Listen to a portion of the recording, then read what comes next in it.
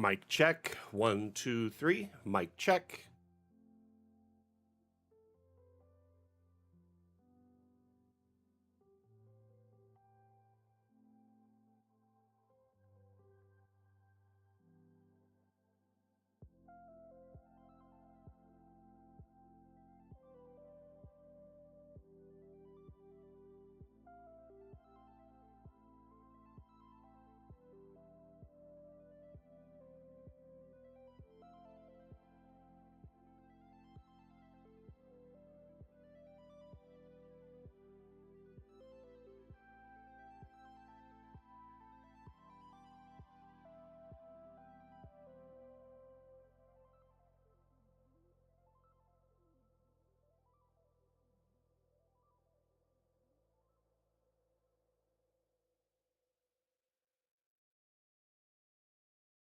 Just to confirm,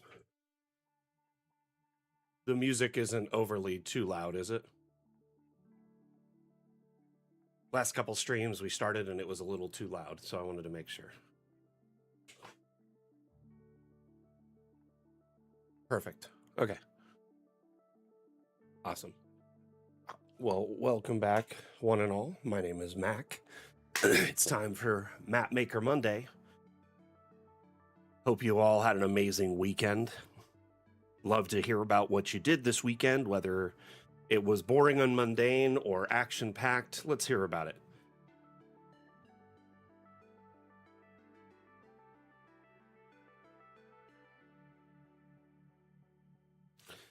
And I'm just making sure we've got video feeds live on all platforms.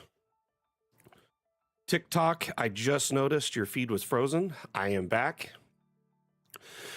Ariats, is that your name? My name is Mac. Nice to meet you. This is a map making tool available on Steam that allows you to build maps for Dungeons and Dragons or Pathfinder or similar fantasy-based map making or fantasy-based tabletop games. So the maps made in this tool can be exported for print. It can be exported for TV tabletop or projector tabletop. It can be exported for virtual tabletops such as Foundry, Fantasy Grounds, Roll20, etc. So you build the map in a 3D, right? It's multi-level. This map we've been working on a couple weeks. Very cool map that essentially is an abandoned, temple ruins in a jungle. This map making tool, though, is built in Unity. So it's actually designed and created in Unity. But it's designed to be simplistic map making for, anyone who has a computer able to run it. We offer a free demo on Steam if you want to try it out. It's fun. A lot of people use it not even for tabletop gaming. A lot of people liken it to like Sims, where it's just a fun, cathartic, artistic exercise to build maps, visualize. We had an artist. Oh, you're working on a game. Nice. What kind of game are you working on?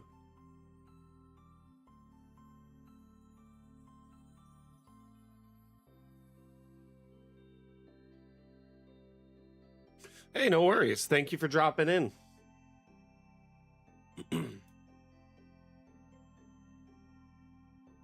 Dark and Darker has a mobile version. Nice. That's cool. So that's what you're working on? Very cool.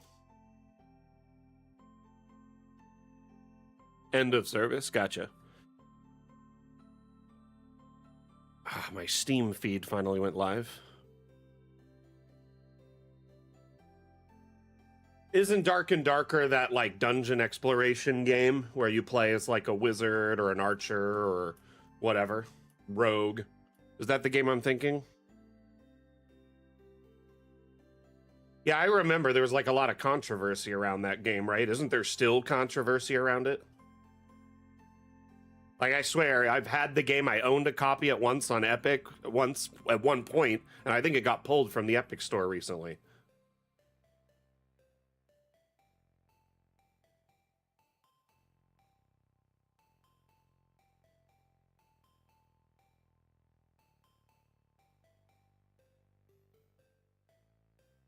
Gotcha.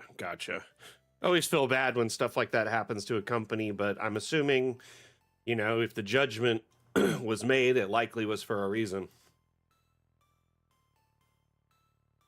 Very cool. Well, good luck with that. If you'd like to talk D&D or about Dungeon Alchemist, I'd be more than willing to discuss. But otherwise,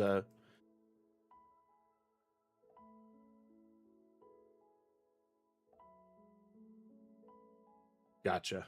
I see what you mean. Yeah, right, Rev. It was really nice of Asmodeus to share his advice with us, his tenure, so to speak. Um,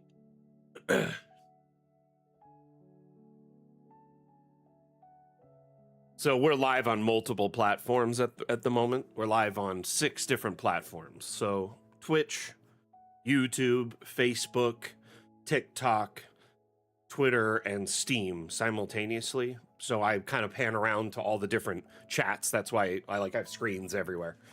And last stream we had an interview with one of our community members and moderators named Asmodeus, is their moniker, online moniker, and they are quite an active member of our community, and they create and share a lot of assets on the Steam Workshop. And so a lot of people were really eager to pick his brain and learn about what he had to share. The VODs for that stream are available on YouTube and on Twitch if anyone wants to check it out. I also think it's on Facebook, so you can watch it in at least 3 places. That being said, with that in mind, an interview in mind, our next interview, the first interview of the year, which is January 3rd, will be with the creator of Dungeon Alchemist and our lead artist, Wim de Hare. So Wim will be dropping by, sharing some time with us. It's a little late for him, so I'm excited that he's willing to join us, because he's based in Belgium, and the stream starts at 12 p.m. my time, so he's about 8-9 hours ahead, I think, at this point in time. Anyway, so not only did we have an amazing interview this last Saturday with Asmodeus, who had so much to share and tons of cool information, and fun interview, but now we'll be also having one of our dev team on for the next interview. Excuse me. So we're trying really hard. Well, I'm trying really hard to make the Dungeon Alchemist map making show, or the damn show that we do every other Saturday or every Saturday, as kind of fun and memorable and interesting.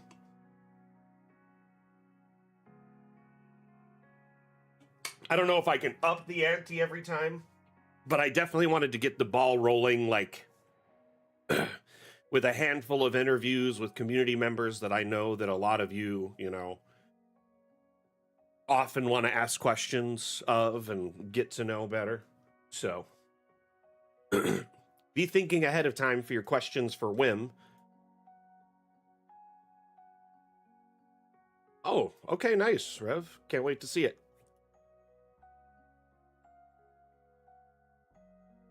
So I'm trying to remember what I was working on last stream. I've been kind of just making it look overgrown and broken. So we have some here was a pillar that collapsed, and the pillar collapsed and it put a hole in the ceiling, which now a palm has grown up through the ceiling, right? From the 2nd floor. Over here, there's also a palm growing on the roof. Another collapsed pillar. This one's starting to collapse. This one over here is missing its roof, which has fallen down and collapsed. Here we have vines and moss and growth all over the structure. I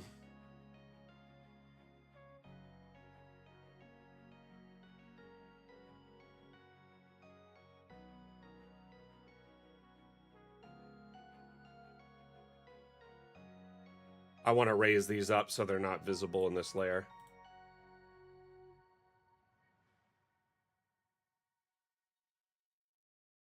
Still plenty good. So the point of doing that was, if you looked at it from the top, it was visible blocking a lot of this layer, which it shouldn't be because it's supposed to be on the top above it. Anyway, fixed it. So in this layer here, there's like a sacrificial altar. One of the staircases has collapsed, and here you see where the palm is growing. We have one functional staircase, and it looks like a spider has taken up root in here. On the back side, there's the wall is also collapsing a little bit at a time.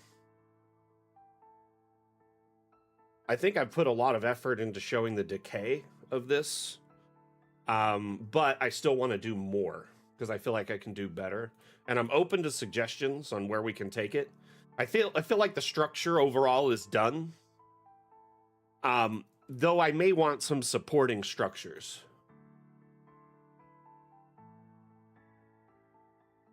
You know, I've played with it a little bit, but not on this map.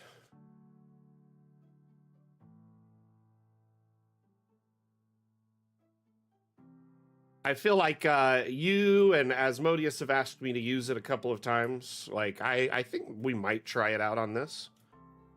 I've also was adding some life to this, like, because, you know, there's some fish, frog. We've got a couple of crocs. I was thinking of adding some birds.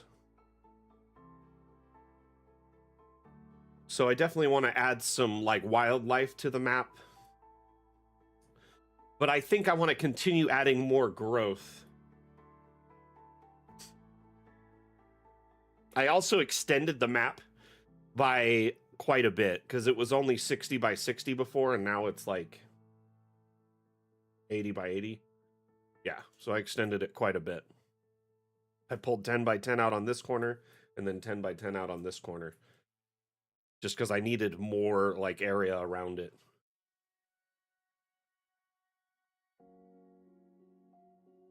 I might do some vines growing up all the way on one of these.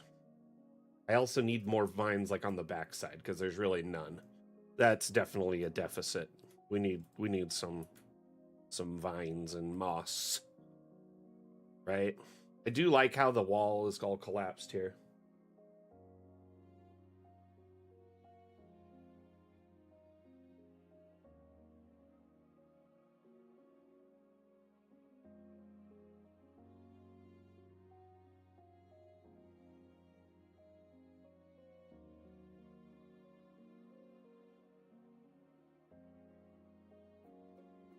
Also left the Venus flytrap here.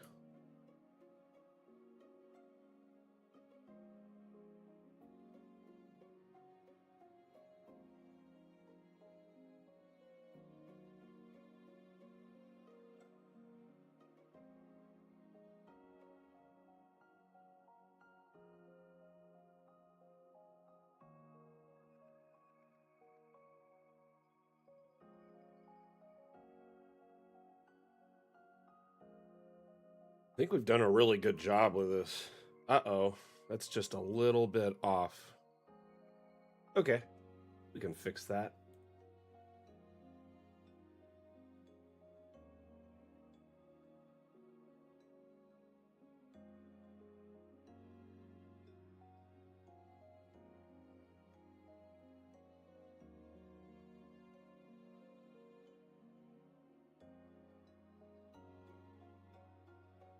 Yeah, that looks good. Good enough. I could add some more dirt.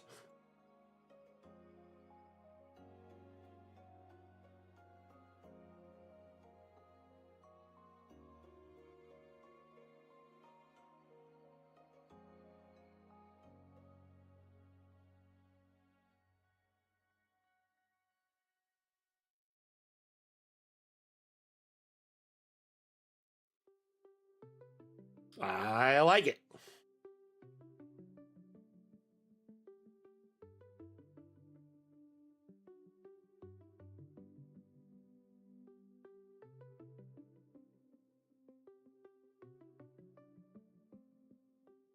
So, hey Anani, welcome. You're drawing Christmas cards? Nice. I hope everyone has an amazing holiday. I know a lot of different people celebrate a lot of different holidays this time of year. Whatever, you know, variety you may choose. I hope you have fun, and I hope you have safe travels if you're planning to meet up with friends or family in other locations, whether it's, across town or, across state lines or country lines. Um, I hope you have safe, uneventful travels, is what I like to say to my friends and family when they're traveling, as a gesture of good luck, because I don't want them to have crazy travels full of nonsense and, whatever. Anyway, you get what I'm saying? Shouldn't feel like you're in a movie or a sitcom. It should be just fun and breezy.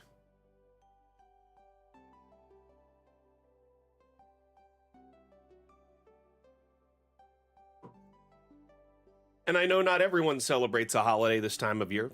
So, just want you to know that I'm not necessarily taking any serious time off. I'll still be streaming Mondays and Saturdays as normal. So we won't be missing any streams. Just to let you know.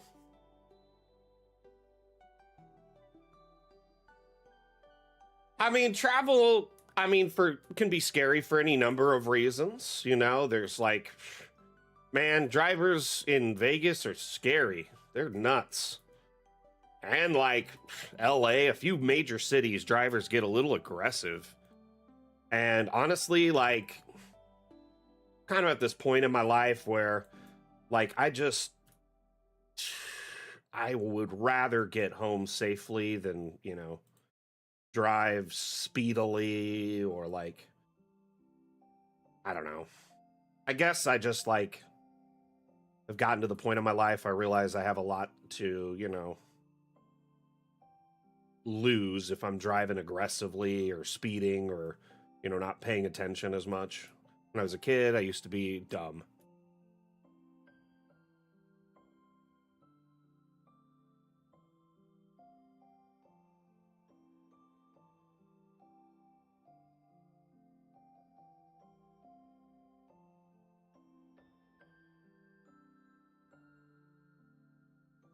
I like looking at it from a few different angles to see what it's doing.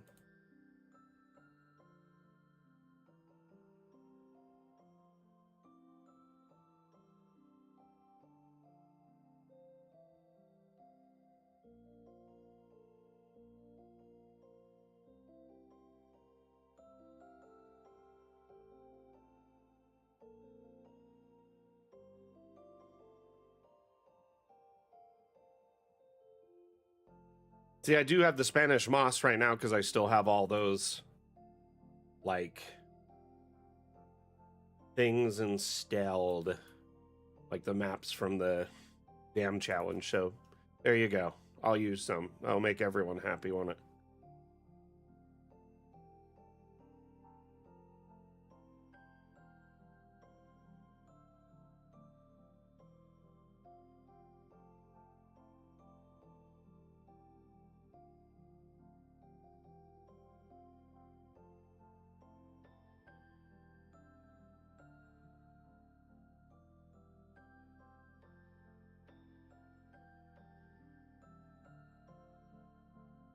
Look at me.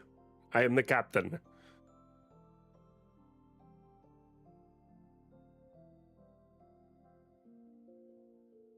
I'm just joking. I was thinking a little rowboat, though, might be a good idea.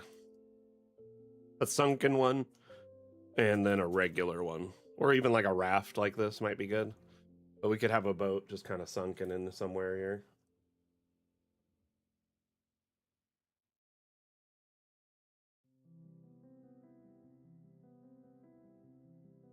Waterlogged.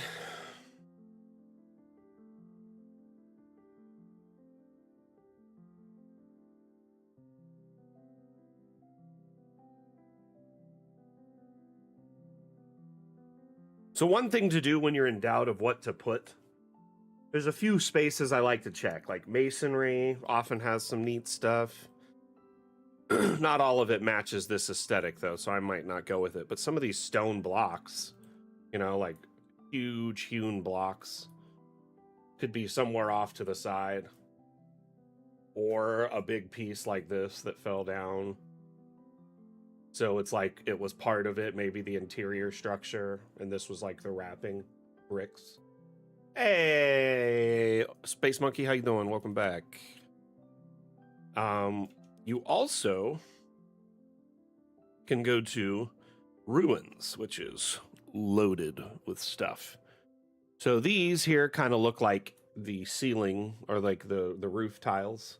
So you could kind of drop those in places for some darker mixed stone with the white stone. The, you know, ruined walls are a great pick if you want little spaces like this, or ruined windows, ruined doors, etc., which are also under walls, windows, and doors. There's a section for each. I was thinking of adding little things like these ornaments.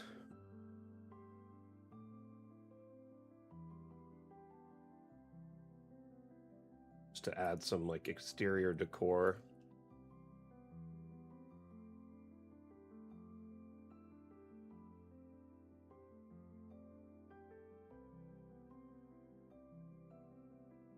That actually looks kind of nice.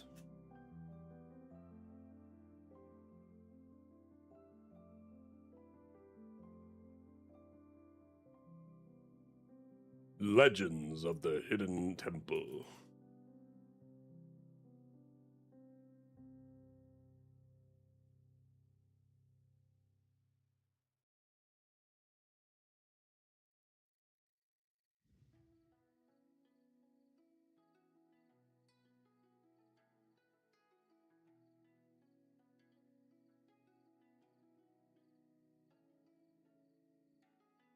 Nice. Space Monkey, how's it going? Why won't that one snap into place?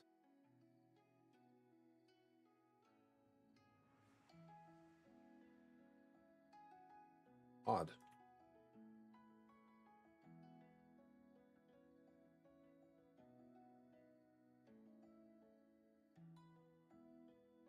Hmm.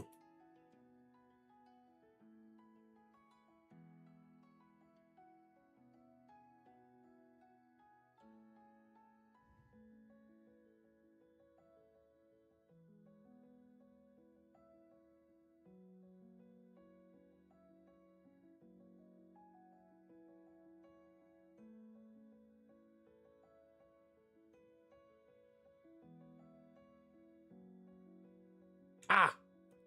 Too far.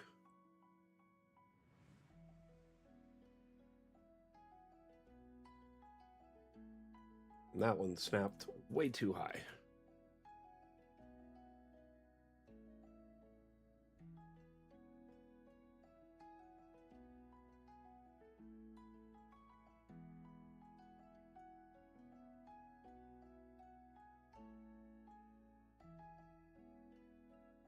How did that even get there? It's very confusing.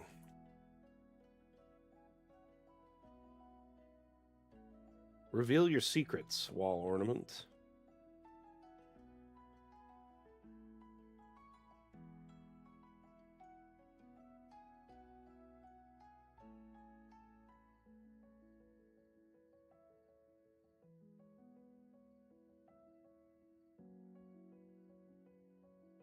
When you're done with the map, I'd love to see it. Hopefully you share it on the workshop or, you know, in the Discord, at least some images of it.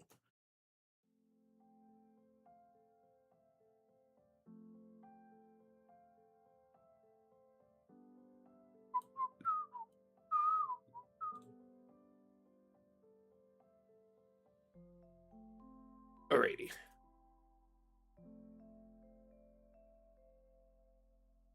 That's looking good.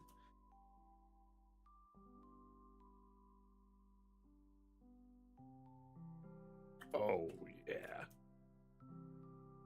Put these on the... Don't override. There we go. Sorry, I talk to myself a lot when I build. Hope it's not unsettling.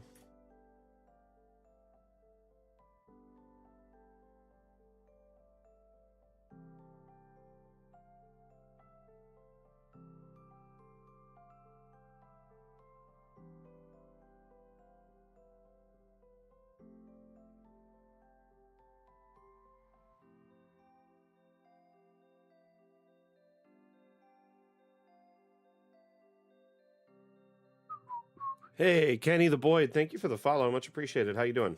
Welcome to the stream.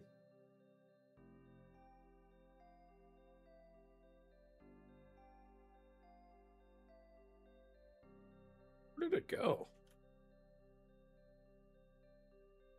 I'll put it up there manually.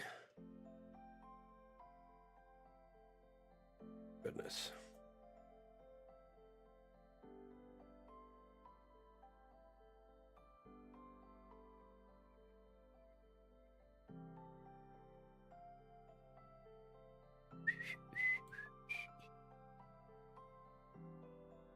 There it is. Okay, we're good.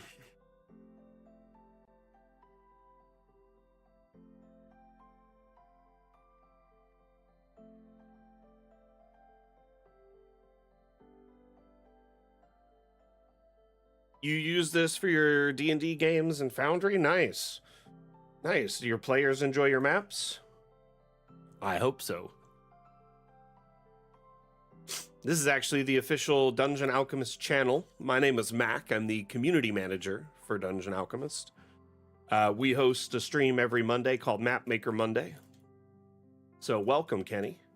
During Mapmaker Monday, I build a map live. People can share ideas and feedback for the build, suggestions, etc. We also discuss, people's map making of their own, so what they're working on, their campaigns, etc. We discuss shenanigans their players might be getting into, or maybe if you are playing in a game, the things you might be getting up to. So we discuss, tabletop gaming. We discuss map making. We offer during live support during the stream in AMA format.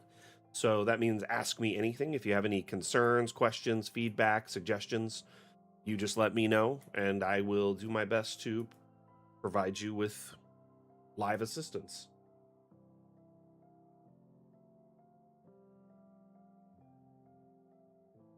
That's good to hear. I'm glad they enjoy it.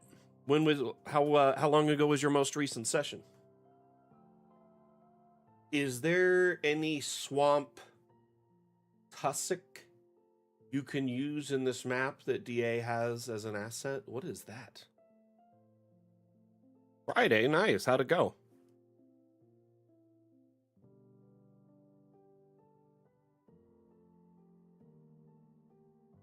Oh yeah, I know what that is. Sorry. Like a tuffet of grass. There's some stuff we can use that's stock. There is these.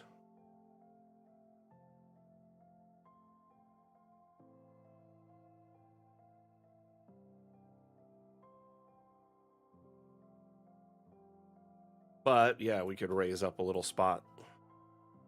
Shrink that brush. Just do like a little. We'll make it just into doit.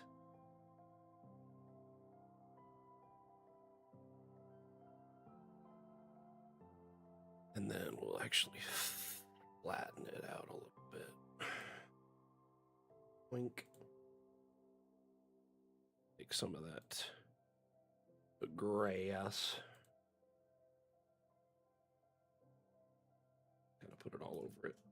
Doesn't auto rotate. Not a whole lot of diversity there. Went well. Have the PCs in the desert. Thrycreen tomb infested with undead gnome monks. Dang.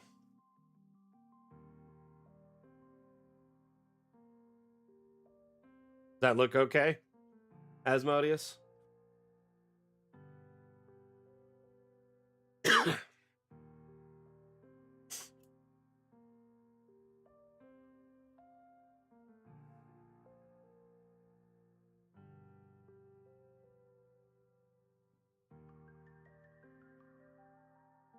I was kind of considering adding like some wood, like scaffolding, or like someone had tried to repair it, or like started excavating it, or someone had done some excavation in the past. You know what I mean? So we could add like something like this.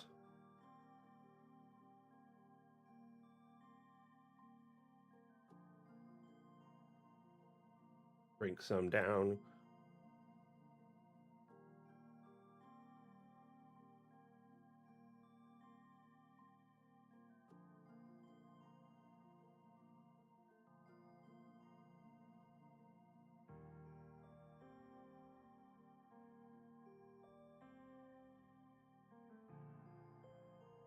Something like that. I don't know.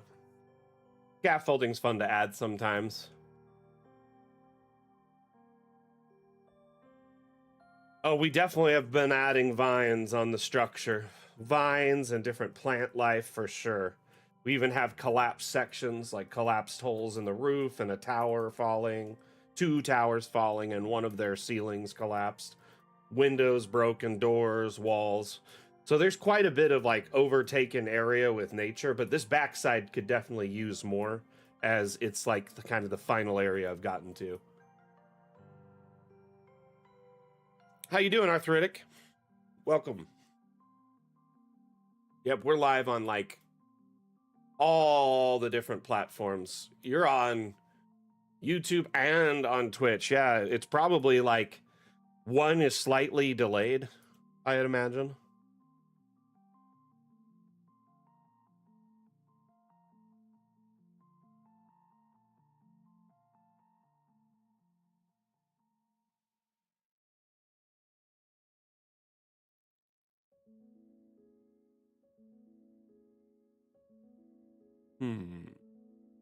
Those.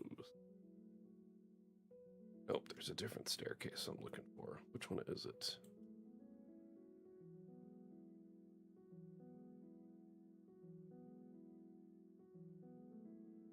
There's one particular short, stubby stair. That one could work.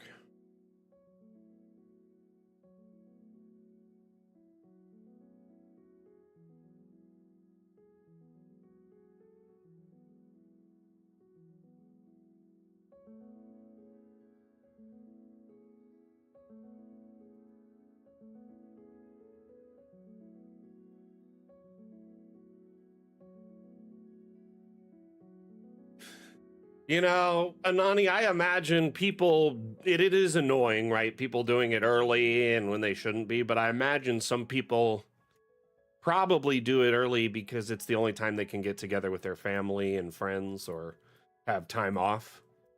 You know what I mean? Philadelphia, how you doing? Welcome back. But yeah, I definitely want to put more like plant life on the top and some vines on the back. So we'll definitely get into that, Kenneth, for sure. Like I am all about it.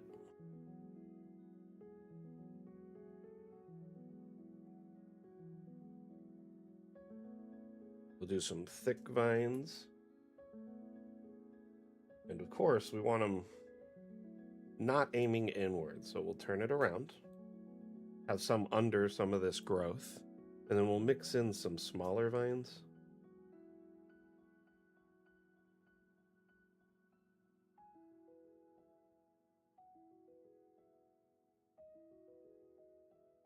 Also want some like over here.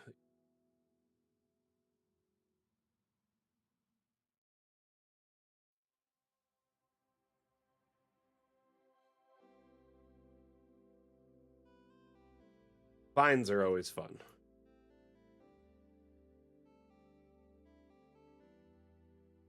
And then you can mix in some of these like dead ivy. And then it just looks like smaller vines mixed in. Like a good splash.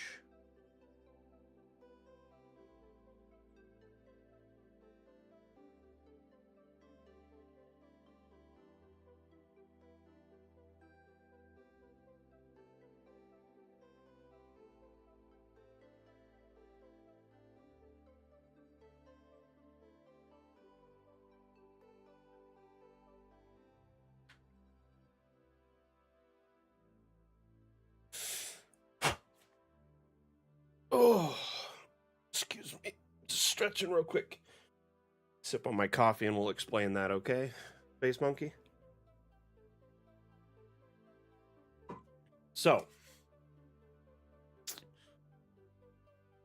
with an object, if you want to paint them in mass, right? Let's say I want to paint this lily. This already, there's a ton here, but let's say I wanted to paint, you know, more for some reason. I select the object. Then you go into the object panel in your left toolbar. Follow the highlighted mouse, if you will, up to the second tab, which is the Paint Objects tab. You can then create a brush from the selected object. Now you can set the brush size, brush density. You can go into a brush pattern. So is it scattered, arranged in like a uniform? Is it circular? Is it a line that you paint and draw, you know, custom line? You could add rotation randomness, scaling randomness, right? Scaling average, small, large. And then if there's room for it, it'll paint it. Yeah, something's up here. Not letting me paint that. I don't know why. Oh, could be because I'm on floor 4. Nope, still not working. Yeah, I'm not sure what's going on with that one. It might be bugged. Let's try a different object. We'll just do something like that. Okay.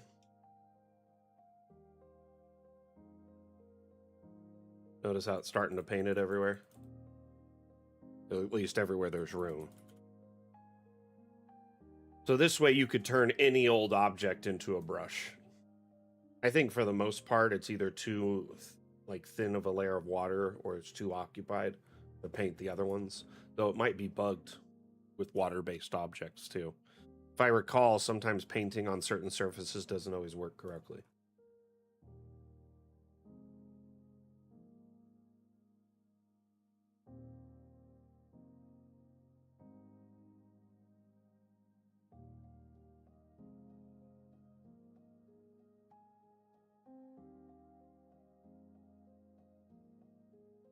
But I saw that. So if you look carefully, some objects from above are kind of leaking in below. And that was that one of that cracked wall there. Definitely don't want that if we can avoid it. We're looking pretty good though. Very, very good.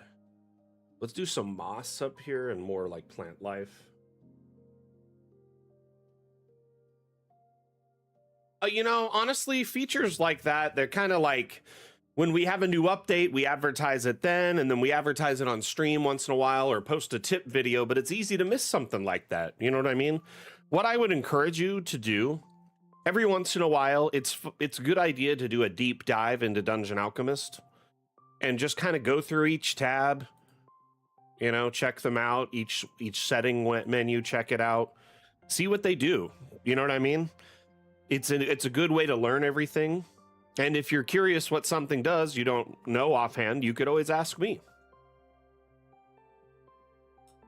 But that, or when a update comes out, we give really diligent patch notes. I recommend going through the patch notes because they go back forever, include lots of information. But when we do a major update, it has tons of info, so you could read all about the various features.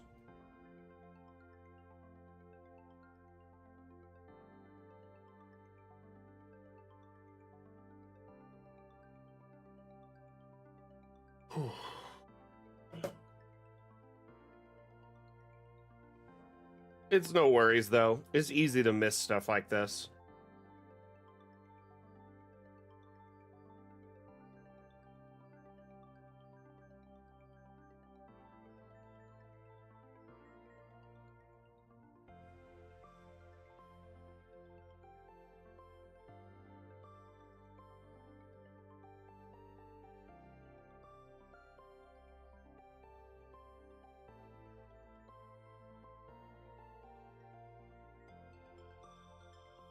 Frau, how are you? I've missed you around these parts. Hope you're well. So, I have bad news for you, unfortunately. Let's just call it the dark parchment biome. Let's don't abbreviate that one, Atlam. And the dark parchment biome is a non-terrain biome, similar to the green screen biome. So they lack any basement capability going down below that plane. One thing you can do, though, is you can just say the first floor is the basement and then build the first floor above that as the second floor and so on. So you could get around it cleverly if you build all your floors above that plane.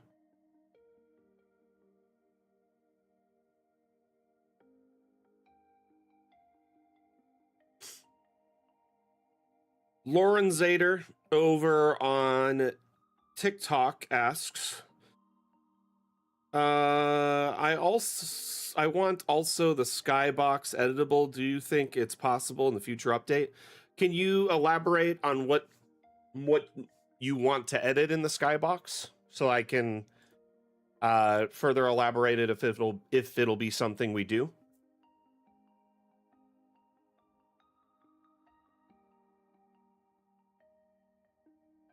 Yeah, probably your best bet at this point, if you've built all that, is to just have a separate map for the basement.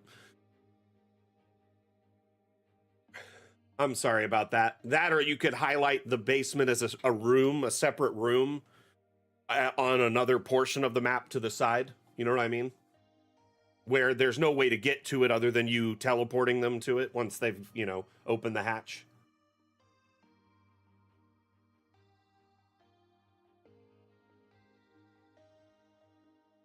The TikTok view just... Why does this keep happening?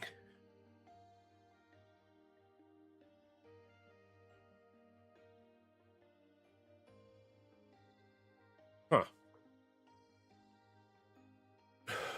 Give me a moment.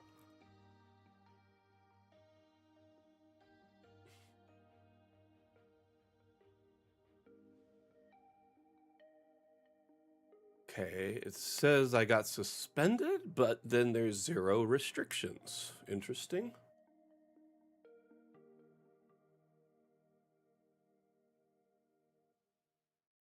Interesting. I have no notifications. No indications. I've got nothing. What in the heck is going on? Stand by for just one moment. Our TikTok feed just died, right? And I don't know why.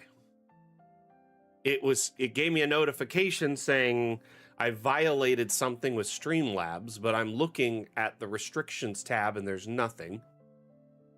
I'm looking. What is going on?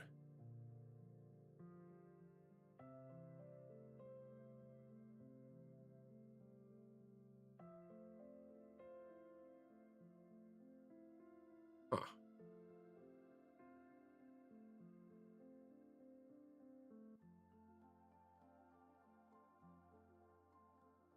I am so sorry, everyone. Just trying to figure out why this happened. And there's no indication. I really should have screenshot that. That was my bad. What I'll probably do is relink the TikTok account later. I'm not sure why this happened, though.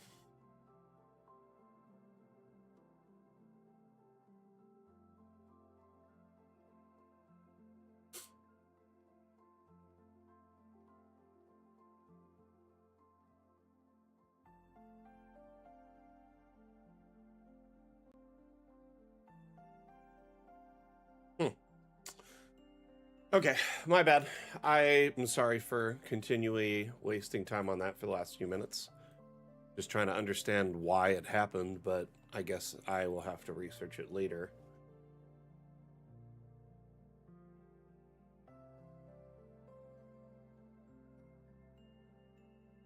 Hi, how you doing? No worries. I'm glad you're here either way for as long as you can be.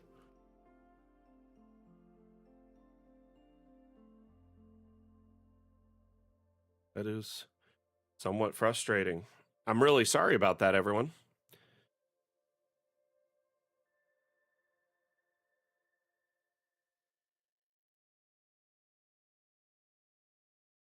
So our Monday stream and Saturday streams, their times are set in stone. The Saturday streams are at 12 p.m. Pacific. That's 3 p.m. Eastern. So what? 2 p.m. Central. And then our Monday streams are 9 a.m. Pacific, so 11 a.m. Central. Honestly, though, I don't know. We'll see, because the Saturday stream isn't necessarily locked into a time now. Yes, there was some questions about hotkeys, and I apologize for that. The hotkeys, if there is a hotkey for something, it would likely be listed on our wiki under those on that page. I don't think there's hotkeys for adjusting the brush size, though, as far as I'm aware. You'll kind of have to manually do it for now. Though I do appreciate the suggestion, and if you would like the suggestion to go further, I definitely would recommend posting any suggestions you have on our roadmap and suggestion board.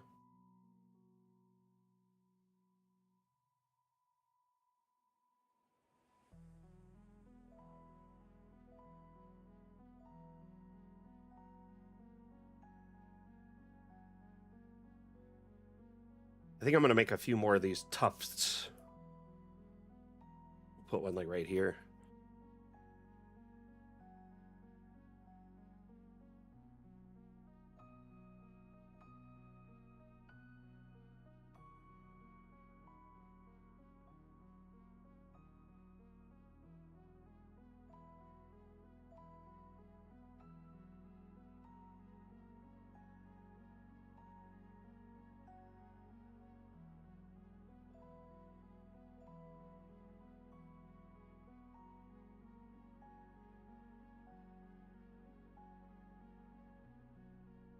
Okay. Where be the grass? There be the grass. Looks good. Did I miss any of those questions? Hey, see you later, Pike. Have a good one.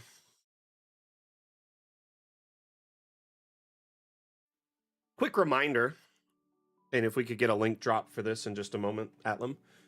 Dungeon Alchemist is on sale right now for 20% off. Pretty good deal. I highly recommend you check out our Steam sale at the moment. We also have a demo for Dungeon Alchemist, so you could try it out on your computer before you buy. Give it a little test drive to make sure it runs somewhat smoothly. Remember, Dungeon Alchemist is not a game. It is a real-time 3D render engine. It's a map-making tool and an immersion utility. So the entire environment is rendered in real time, which means if you're zoomed in on your map, it's actually rendering far less than if you're zoomed way out. If you have, a massive 80 by 80 map with 12 levels or 25 levels, it's bound to get a little laggy over time. It's best to usually try to, keep your maps to a certain size too, for your players' benefit, both so they could load it and be able to, actually see it on a space that's viable. Some VTTs have size limits and, resolution limits, width by height limits, and also, file size limits. So you got to take that into account, but also your players may have internet with limited, data, or it's kind of slower because of their location, like a rural or location. Additionally, their computer may be not as powerful as, say, mine is, or yours may be. They may be on a, laptop from 10 years ago that's perfectly fine for them to browse the internet and hop on social media. But when it comes to running a virtual tabletop software, it may lag behind. You know what I mean? So especially if the map is animated and massive. So just keep that in mind when you're making maps. It's fun to build massive maps, but at the same time, you got to try to set your production around the weakest link in your production chain, which may be a player's internet or a computer, or it may be the virtual tabletop's limitations.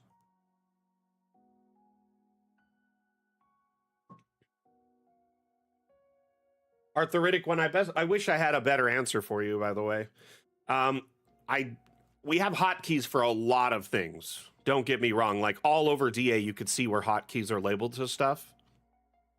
But there are some things that just lack hotkeys. Caillou, how you doing? Welcome back.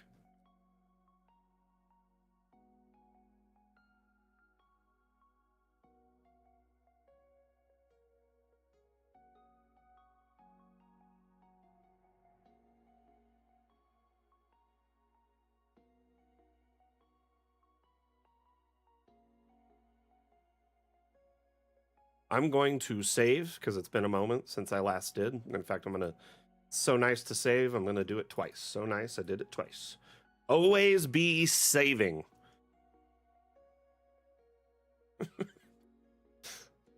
Do your ABCs. Always be saving.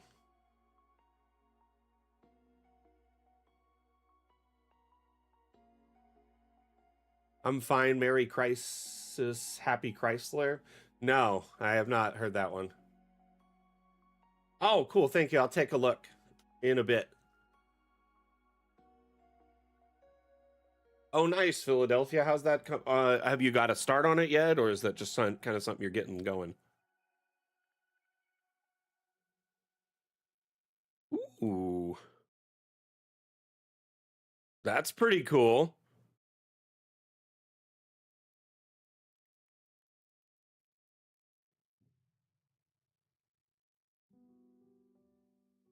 I took a peek at it, Rev.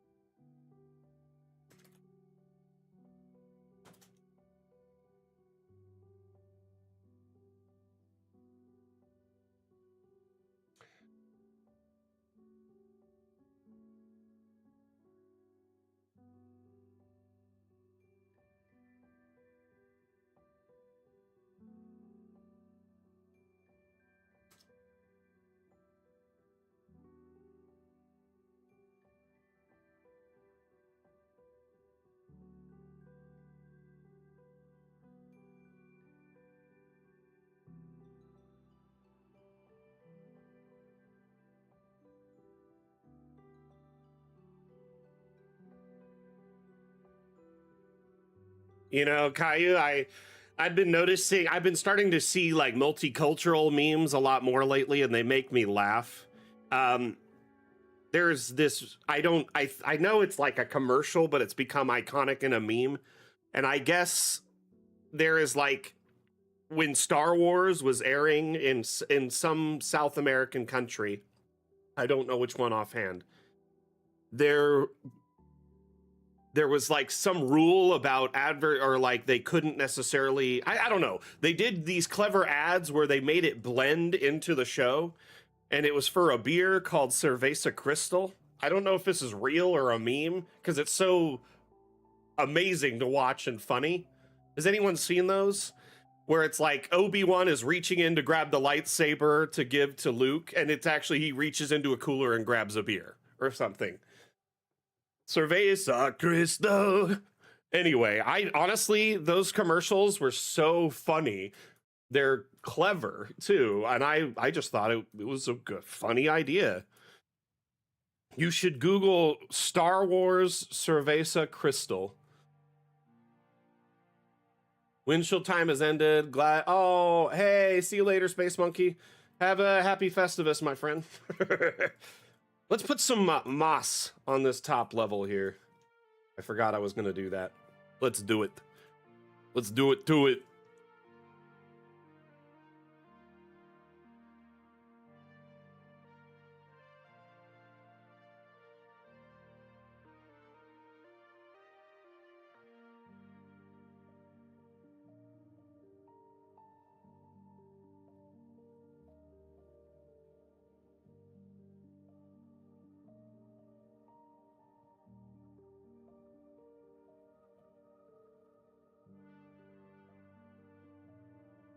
So it's real? Okay, I thought it was like a meme. Hey, Revenant Films, thank you for the sub over on YouTube. Much appreciated.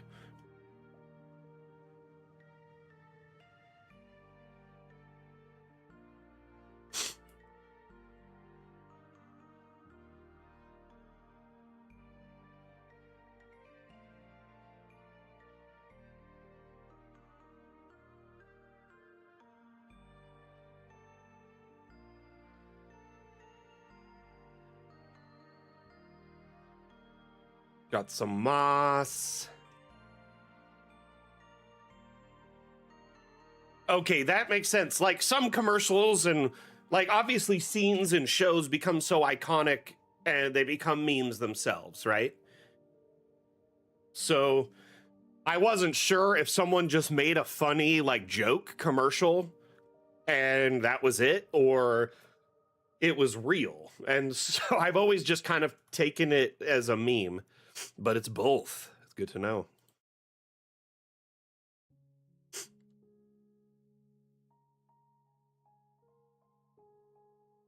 Yeah, it's very clever. They did a good job at making the commercial feel like it was part of the show.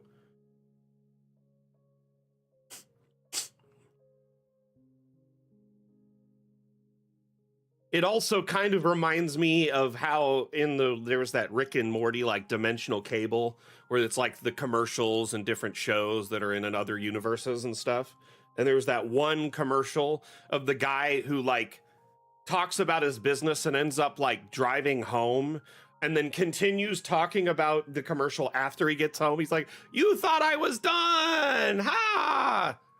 I sell doors." Anyway, something like that. But it's like this weird continuity thing and it just makes it feel so natural, you know, even though it's like totally different and new.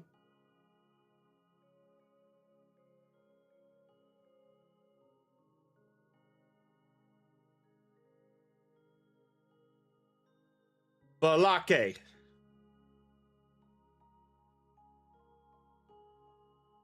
Okay, we've got no Balake. My name's Blake. Hey, Ron.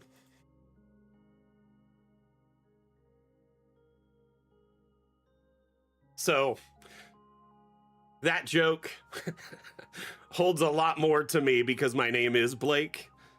And so people used to just say that to me all the time. Like at work over the radio.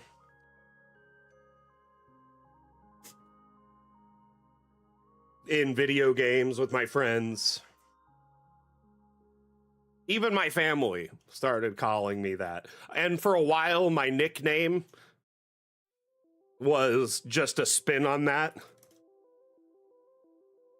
For can't remember which video game it was, but it was a game I played a decade ago. I think it was one of my usernames in an MMO or something. I know it's spelled differently. Obviously, the way Caillou did it is more how they do it. But I did it. It's more like I made a funnier spin on it.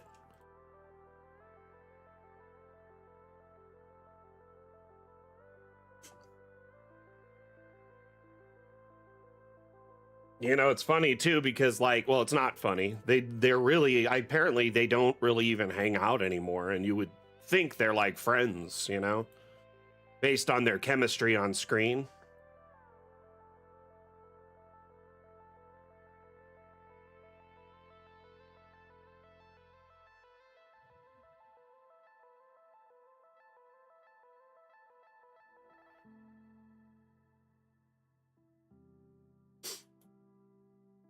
They're funny dudes for sure.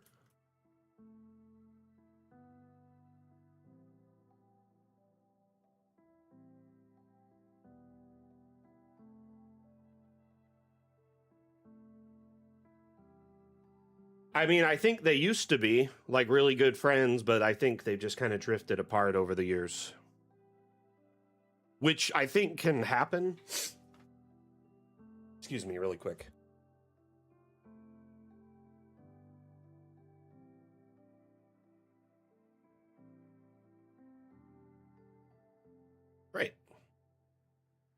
No signal. Oh, okay. It came back.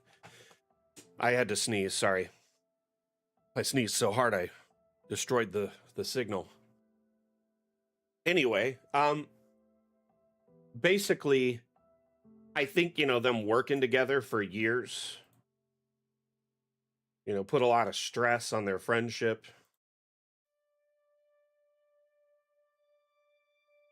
And then after, Key and Peele, they kind of wanted to go different directions. One wanted to start doing directing, and the other, serious directing, mind you, in like horror and, just good films in general, not comedy anymore, right? And then the other wanted to take their acting in a serious direction because they had trained professionally in school to do that and had just only done comedy acting their entire career. So they wanted to go a different direction. And I respect them for that. It is kind of a bummer, though, when your like perception of someone is maybe shattered that way, but that's life. Friends at work drift apart. And it's something like, imagine, if you will, you worked with someone for, 5 years at a job, right? And then one of you left the job and went somewhere else.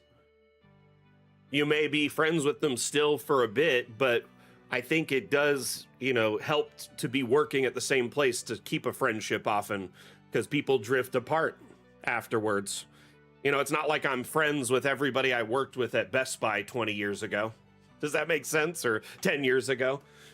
I think, and that's also when you look at it from an acting perspective, people often ask them, hey, do you remember when you did this on set? And actors will be like, man, I don't remember that at all. Because for them, it might have been an hour on set one day 10 years ago. But for us, it's like a really memorable moment in a film or a TV show, right? Do you remember what you did at work 3 years ago, 10 minutes with a certain customer? Sometimes it might be more memorable. Or like what you said to somebody on the phone 15 years ago during a call.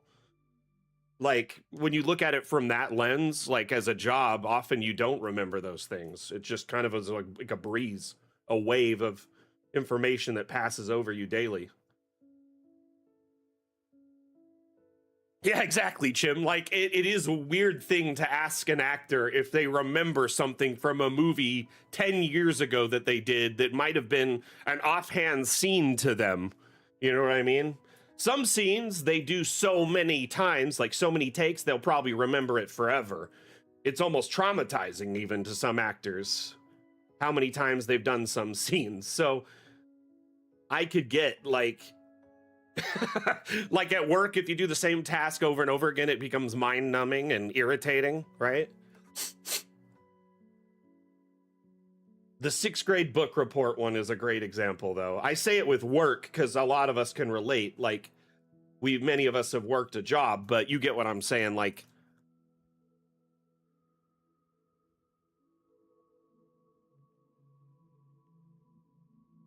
yellow.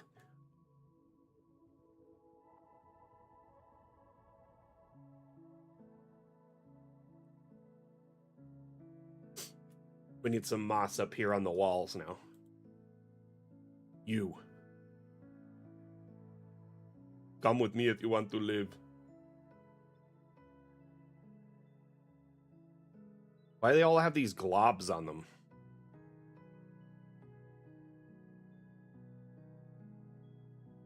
What's with the globs? Hey, Highland Lass, how are you? What is new?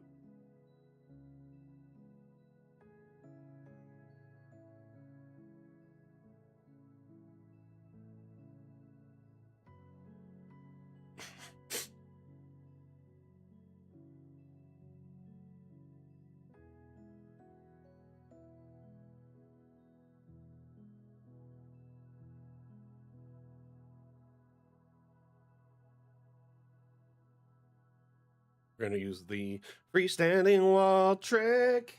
Uh-oh, that's not a freestanding wall. That's an everything wall.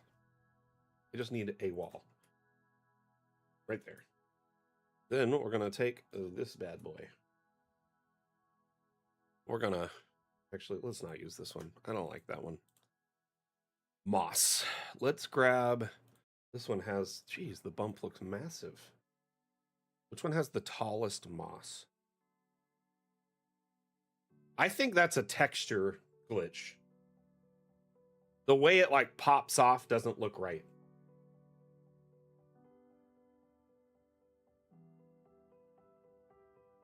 Oh, now it's on this wall. It looks normal.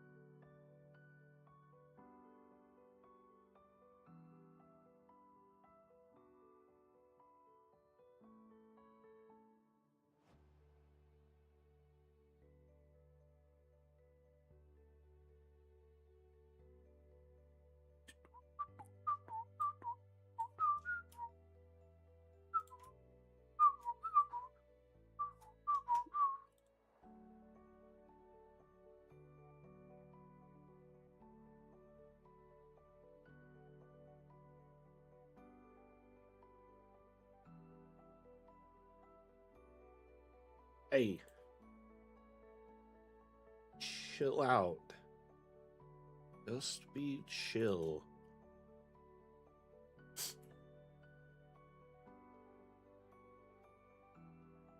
Yeah, it sounds like you really like traumatizing books.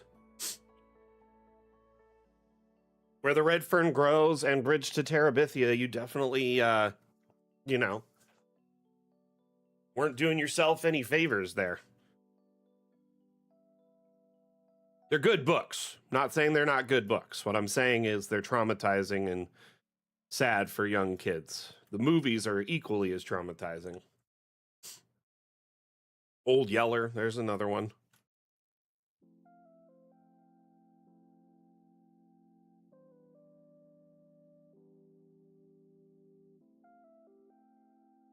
Okay, so we got some moss. Let's add some vines. We'll add some vines.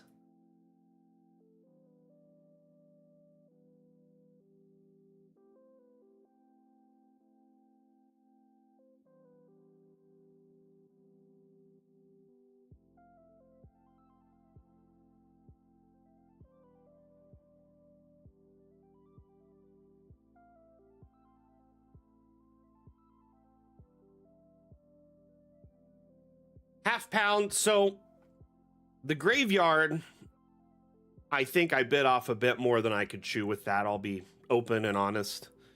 I started that thing thinking it'd take me, you know, a couple months, and then it started taking over 6 months and then closer to a year. I was only working on it about an hour a week, right? And as a result of which, this massive map that was 80 by 80 with hundreds of thousands of graves was taking a lot of time that I was doing every one by hand. So I've opted to finish it privately. There's a little bit left. Well, let's say about a third of the map left. That way we could work on different projects on stream. I've been kind of urged behind the scenes to take on projects that are more digestible, that can be finished in, you know, 1 to 2 months time of Mondays instead of 6 to 10.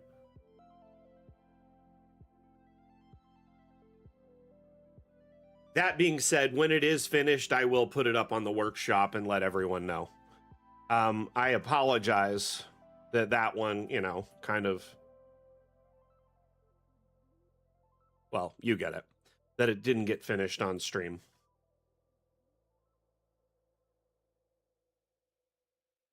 It is a brilliant map, and man, we could just take a quick look at it on stream. You could kind of see where we got to.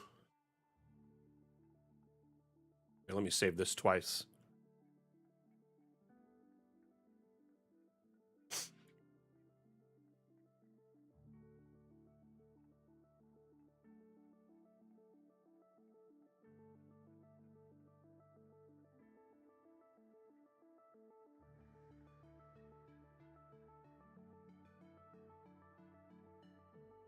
I feel like Gen X and millennials had a lot of traumatizing media, whether it was books or like TV shows or movies that were like just like the norm for them.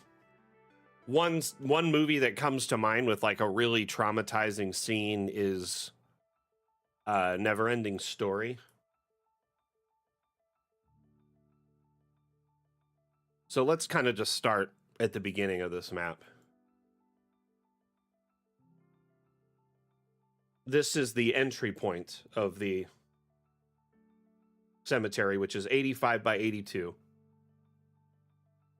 We kind of have the beginning cemetery plots. Here we have a cathedral with a little kind of parking plot. And this was made before multi-level was added. So there will never be like a roof on it. But I did make the bell tower multi-story by hand. And then this garden laid out the paving and the paths, all the, lights and the plant work by hand. And then over here we have the kind of royal plot. It's all gated off and has very nice, like, raised graves or, mausoleum type things, crypts, etc. Central roundabout. Behind the cathedral, we have the burial sites for like their martyrs, priests, priestess, clerics, monks, whatever, paladins of their order who may have died over the hundreds and thousands of years. Here we started getting into what we called the sardine can, which was like pauper graves. They're kind of sectioned off by like eras and what was available, and like they started getting more, at least the commoner grave got more, like at least a higher quality over time. But a lot of the graves early on were just like, plots, stones, simple, things to recognize the person. Might have had nothing at all to bury, so columbariums.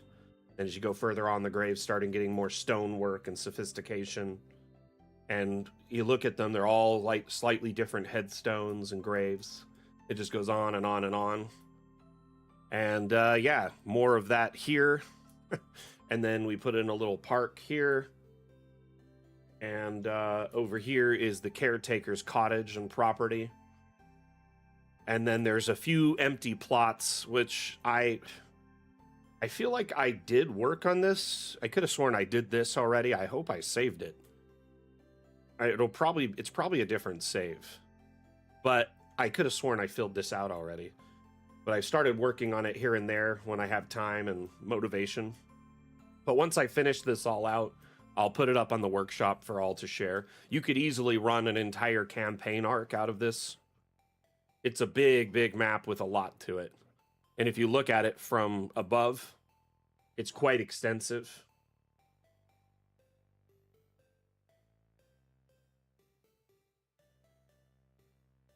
Oh, garbage trucks outside, super loud.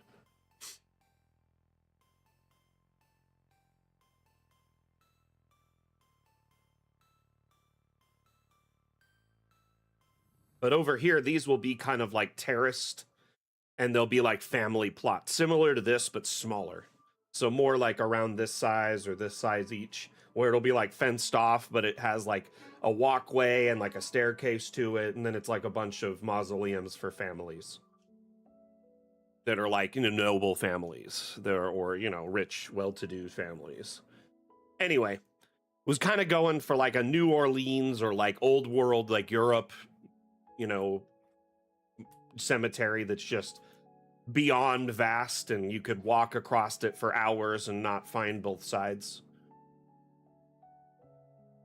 And then there's graves of all types and ages across, Anyway, exactly. That's what I was going for. Like, it's been around a long, long time. There's a bit of mystery in it, too. Anyway, let's move on from this to the map we're working on, Temple Ruins. Don't want to get distracted, right? Gothic-ish.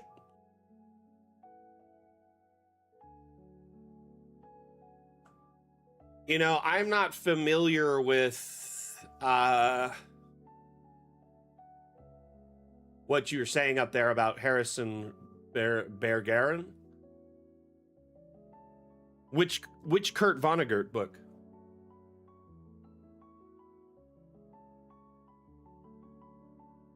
I think I want to add more webs. Webs.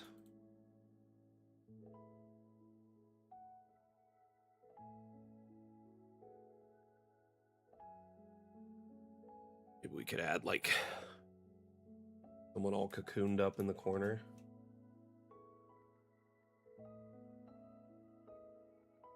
We need some on the ground.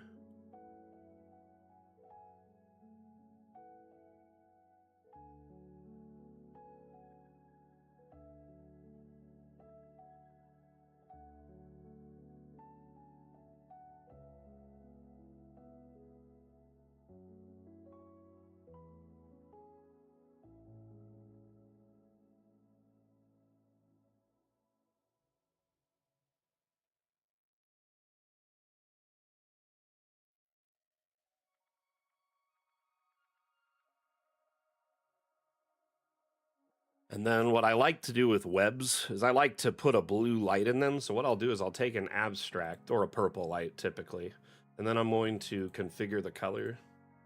Oh yeah. Doesn't that just make it pop? Let's do the purple.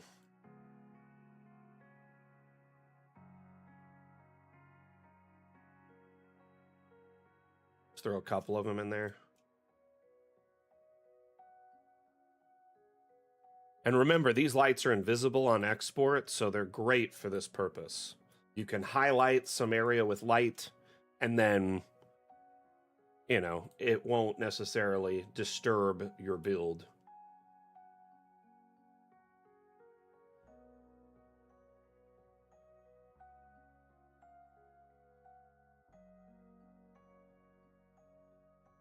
I like adding these in, especially where there's like cross sections of light.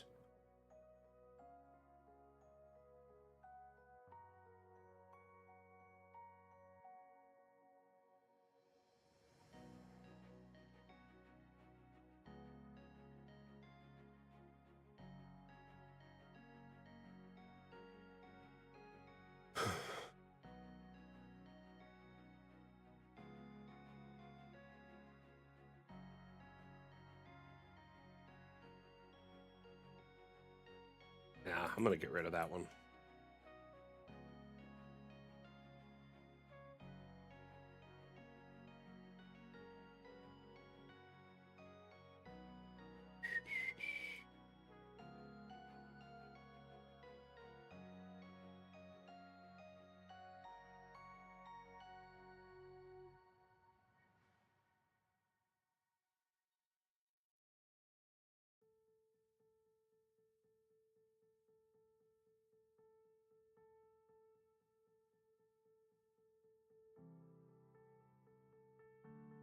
Hey Bane, how you been? What's new with you, my friend?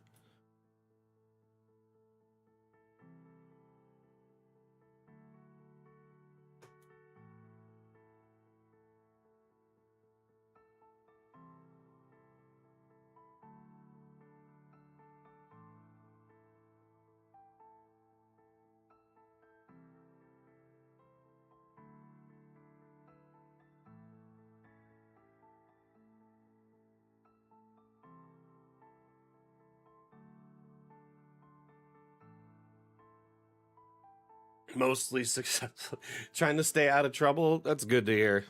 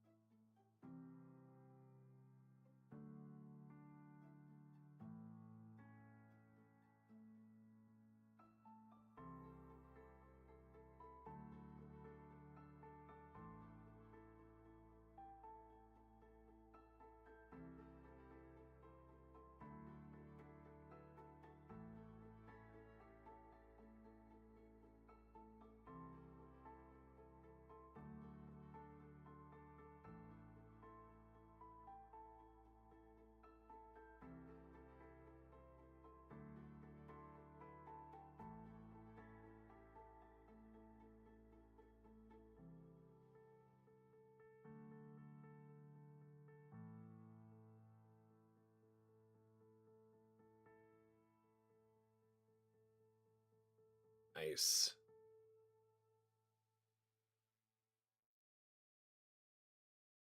This is really coming along.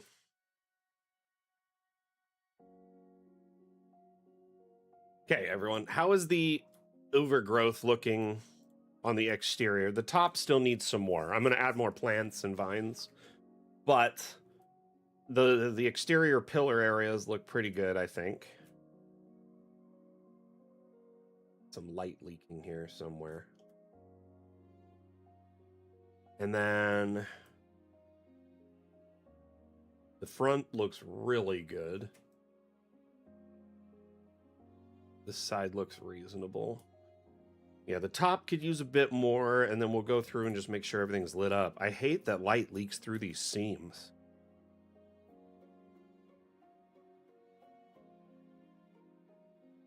Let's try lowering these.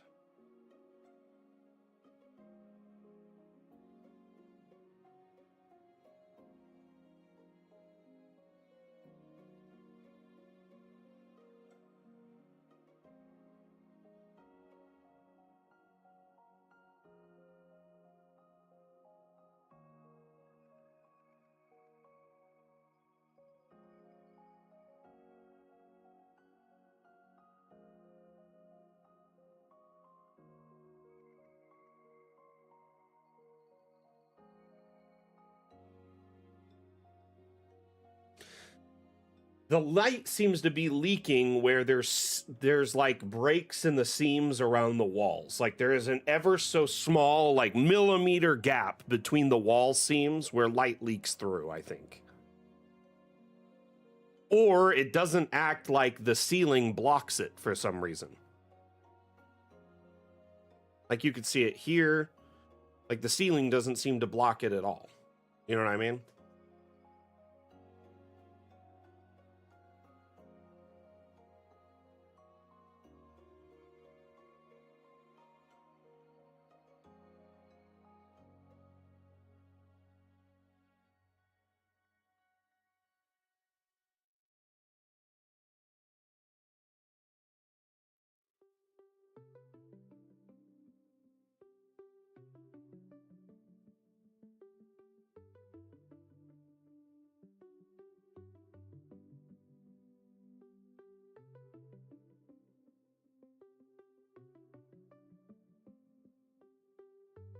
The brightness did help a bit, but then I don't need it's so low it's like a diminished return, you know what I mean? Just silly that it has to be so low before it stops leaking.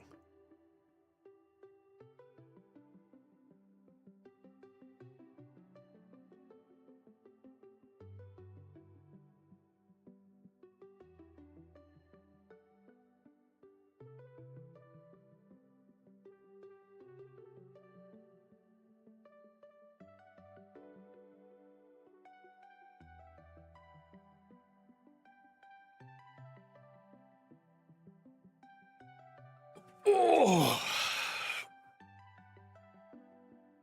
man, I hear some sirens outside.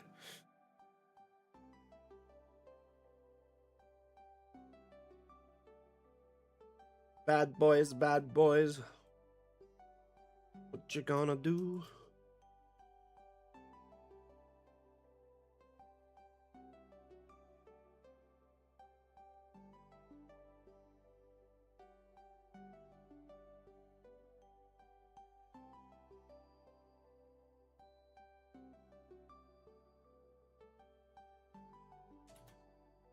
The object brush doesn't work in water. Interesting.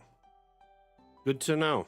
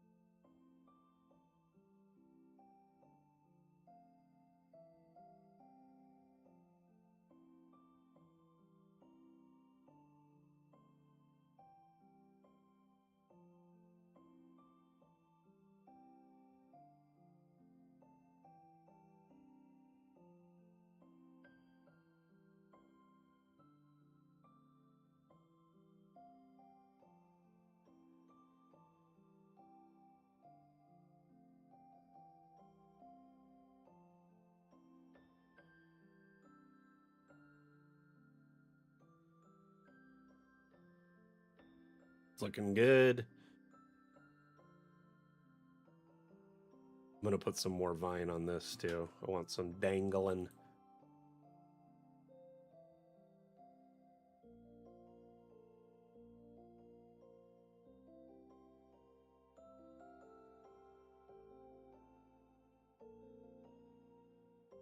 This Monstera is great.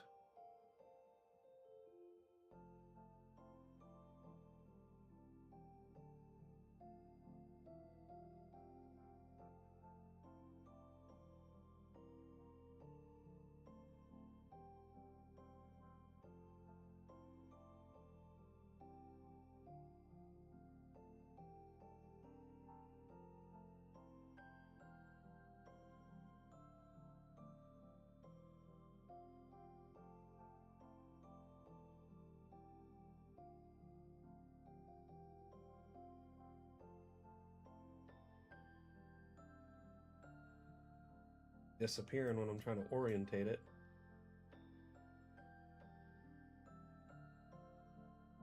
Jumping all over the place.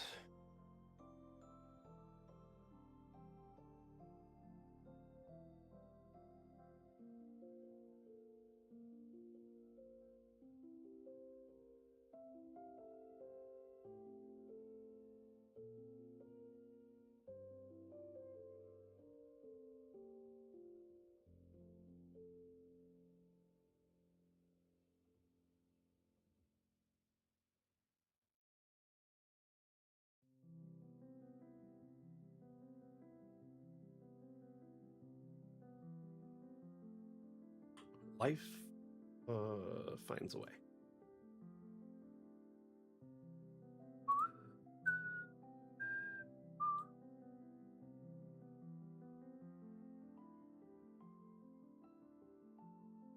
Looking pretty good though overall. We still live? Chat's been so quiet for the last like 10 minutes.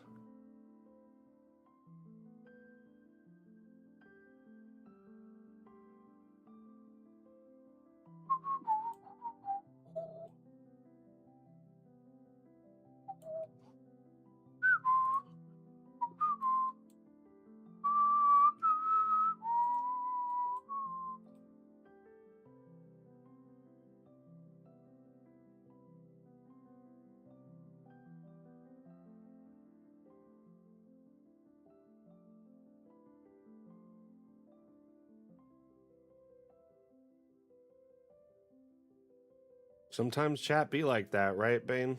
I know. I just like to check to make sure I'm like, I didn't DC and didn't realize it for the last 10 minutes or so.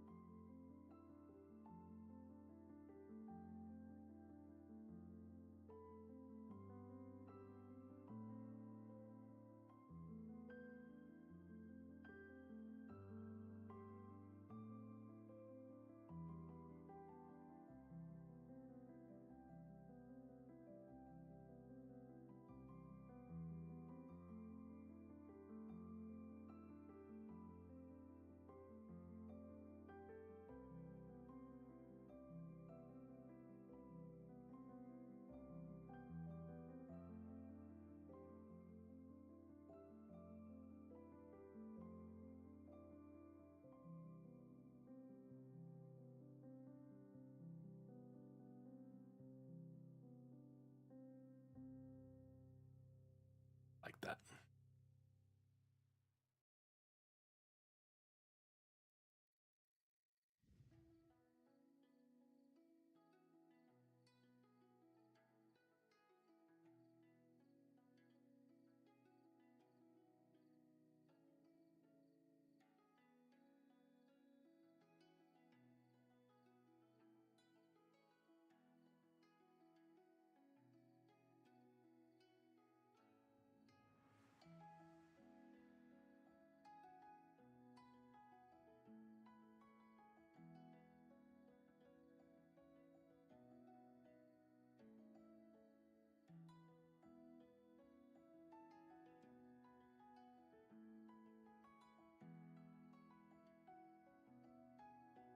Precariously placed plank.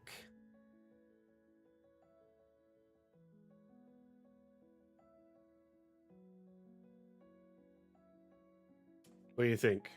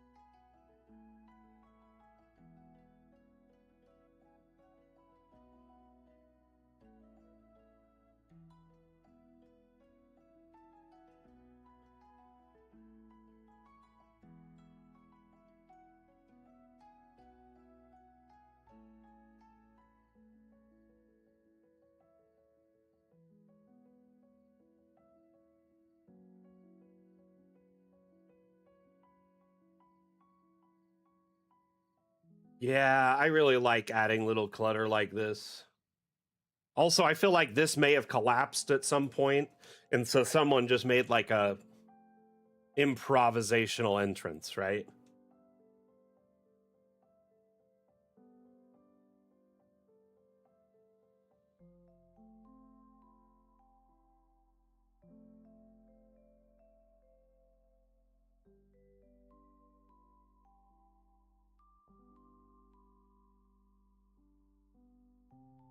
These little crosshatch planks make me laugh.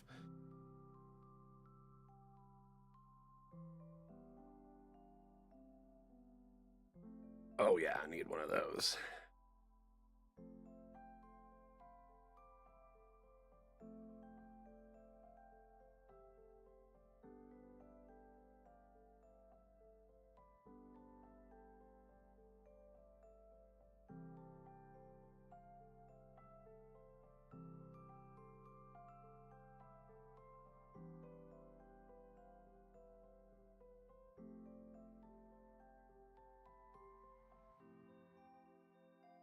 Things being held together by a wing and a prayer at the moment.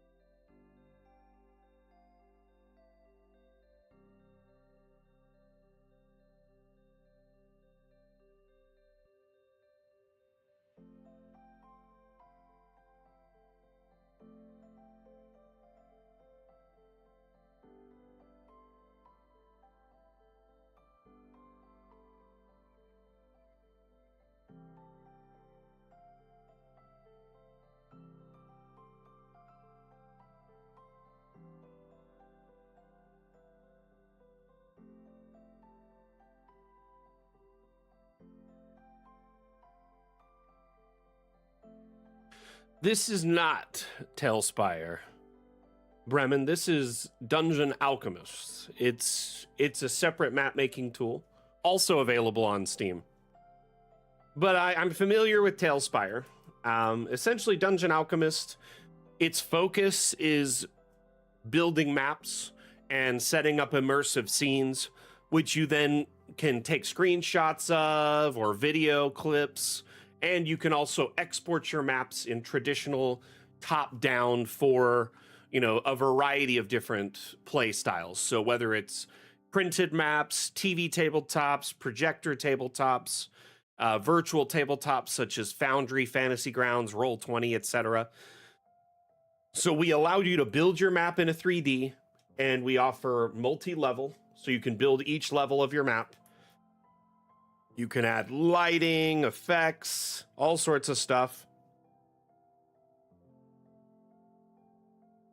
And then you export it as a top-down format for play in traditional top-down, which is like most RPGs or tabletop RPGs are played. You can export it as a flattened top-down or a 3D perspective top-down where it kind of makes the walls pop. But let me show you how this would work. I'm going to save it a couple of times.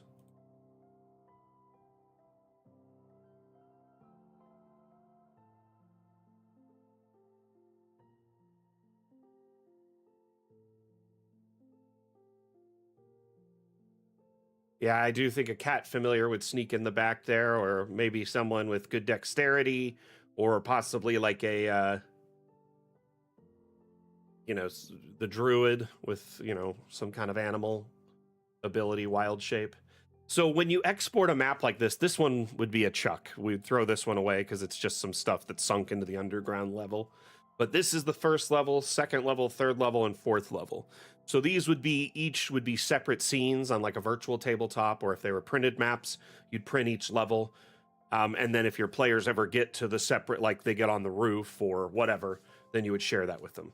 In fact, I think this one would be trash and this one would be trash. You only need this one, and this one, as it has like all the roofing and the upper levels. So essentially this one's an indoor floor 1, indoor floor 2, and then the roof. Sometimes some of the exported maps aren't always necessary. I mean, if you're going to print them for like printed maps to play on a table at home, you'd probably want to take them to a print shop if they're this big. This one's like an 80 by 80, but we do offer setting up your maps for print. So depending on your printer, here, let me save this a couple of times again, just to make sure. When you're setting up a new map, you can set it up for digital, which is if you have a TV tabletop or a projector tabletop, or if you use virtual tabletops like Foundry, etc. Or you could set it up for print yourself, which means you set the terrain background. So in this case, we're in the jungle, and then you pick your paper size. So if you can print, A4, A2, whatever, or American letter, whatever. So yeah, you pretty much have all sizes. You could even do custom. So you could set the size of it in either centimeters or inches, set the orientation, and then build the map. So you can generate an environment based on the parameters you set. This one, we did a floodplain in the jungle with dense growth. You could do hills, you could do craters, ravines, mountains, whatever. You have tons of different biomes to generate. Once you generate the environment, then you can start putting buildings and objects on it. And that's what we've been doing here on stream.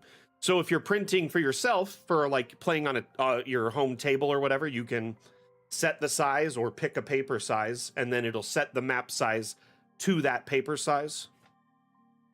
No, it's all included. All the biomes are included for free, and we add new biomes with each major update. No worries, Bremen. That's what the stream's for. This is the official Dungeon Alchemist stream, so you're asking questions in the correct space. And by the way, we're on sale right now for the Steam Winter Sale, 20% off. We also have a demo on Steam, so you can try before you buy. The demo, though, is only like a small slice of the overall Dungeon Alchemist experience. It's only one biome, the forest biome, and then the ability to build a tavern, which is just one of our many different room types you can generate.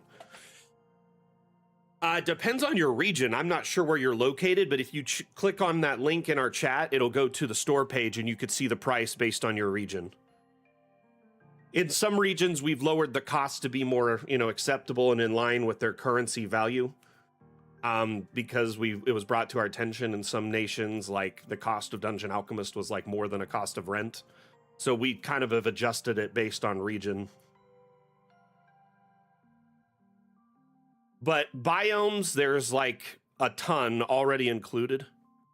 You get 2 non-terrain biomes, dark parchment and green screen. And then you have badlands, caves, desert, fey plain, forest, grasslands, jungle, skeletal plains, and snow, all available right now. And we plan to add more biomes as we go. We have 4.5 major updates until we leave early access, at least.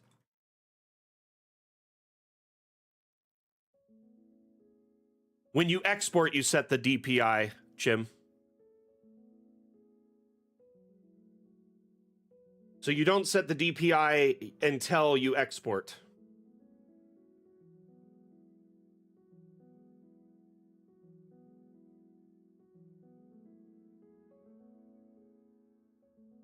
And then the last option, print for delivery, we have a partnership with a company called Kraken Wargames.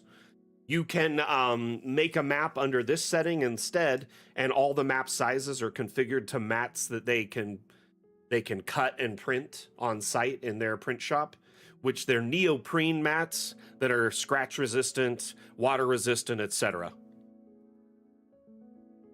But yeah, anyone who here, if you set a map for print, from the get-go, the map size is locked in at the size you set. Whereas digital, just so you know, digital maps, you can expand the map far beyond its existing size that you generate. All you do is go into the corner of the map, find this little chevron here. You can see the size of the map, you can contract it or expand it if you wanted to. You cannot do that with maps you start, set it as for print, set as configured for print, because their size is fixed based on the size you set it, which paper or whatever you set it to.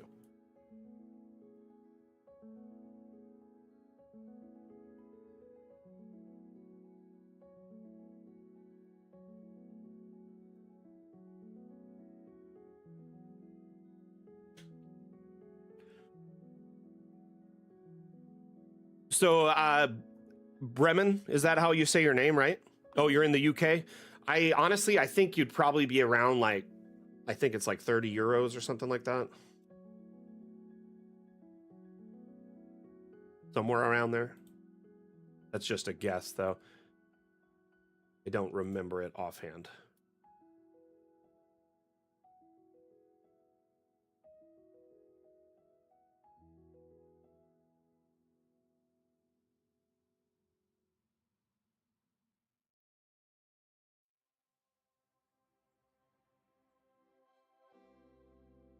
Man, this is looking so good. I'm really vibing with this right now.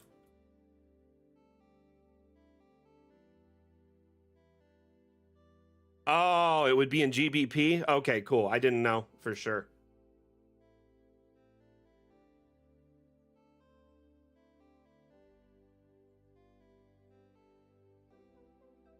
Sorry, I don't remember which countries use which currencies offhand.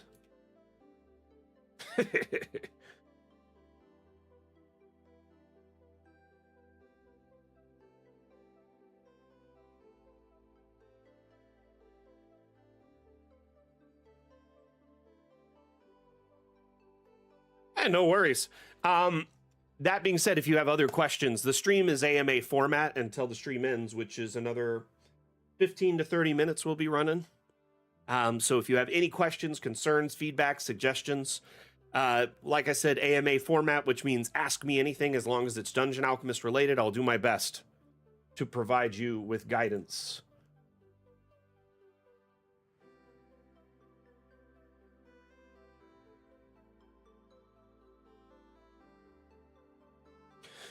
So right now, I'll say for now, no. But hear me out. Hear me out. No, I'm just kidding. Listen.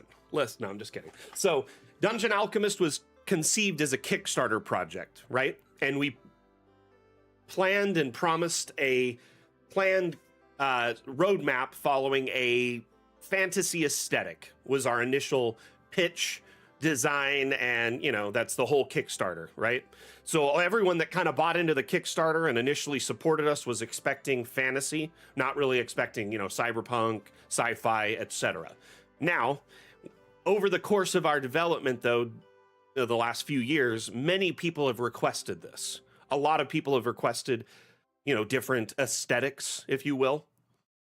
Now, we have many planned biomes, but aesthetics we won't be focusing on until we leave early access. This gets asked pretty regularly, and the devs have said basically after we've delivered on all our Kickstarter promises, have left early access, and kind of realized all our goals with Dungeon Alchemist, then we'll go above and beyond offering optional expansion packs that would dive into other aesthetics.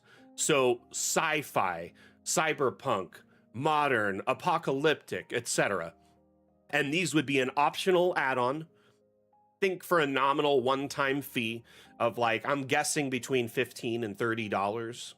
And it would be an expansion to Dungeon Alchemist that gives you all of the tools and objects and access to Steam Workshop maps and third-party assets that our community shares and the asset importer tools, all the tools existing, but then it plugs in tons more biomes, rooms, objects, doors, windows, walls, floors, roofing, etc., that are all around that aesthetic. So sci-fi would be, sci-fi roofing and walls and doors. So it's supplement to this and would allow you to dive into that more freely.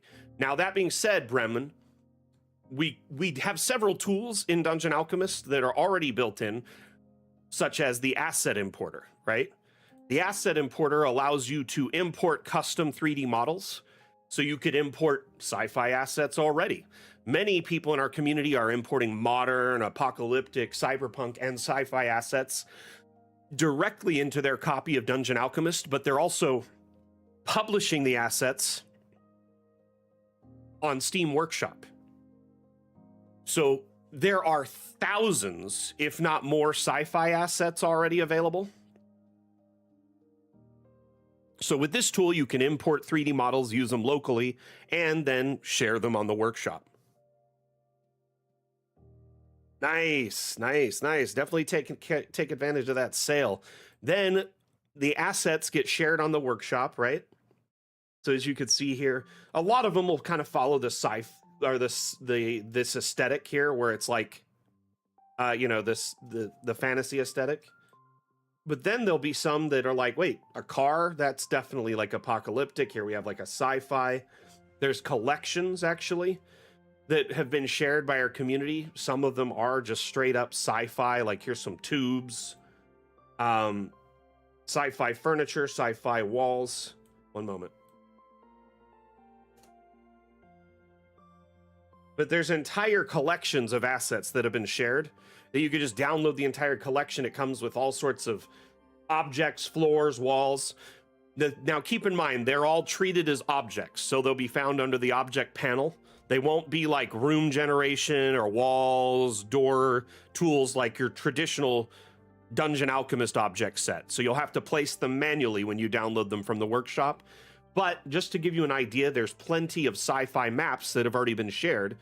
There's a repository of over 13,000 maps on Steam Workshop. And if you search sci-fi, over 300 at least come up with at least a sci-fi tag in them. And not all of them have sci-fi in the name, right? They may just say, Mars or planetary, whatever. But people have dove into this quite a bit extensively and have made quite a few maps.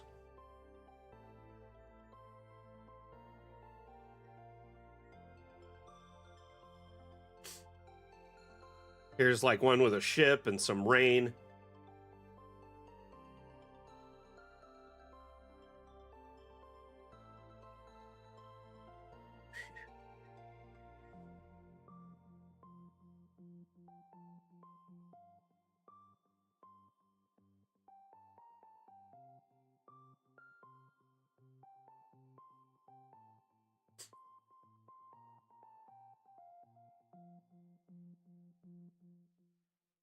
And I'm surprised they don't have many snakes. That's too big. Asmodeus, Sack, when are you present? I summon thee.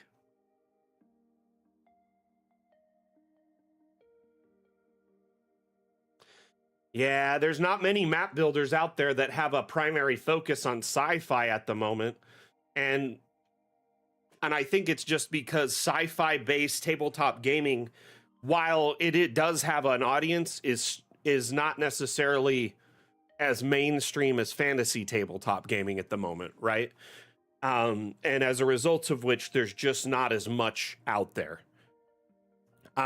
There's a few companies that have expansions or add-ons that do it.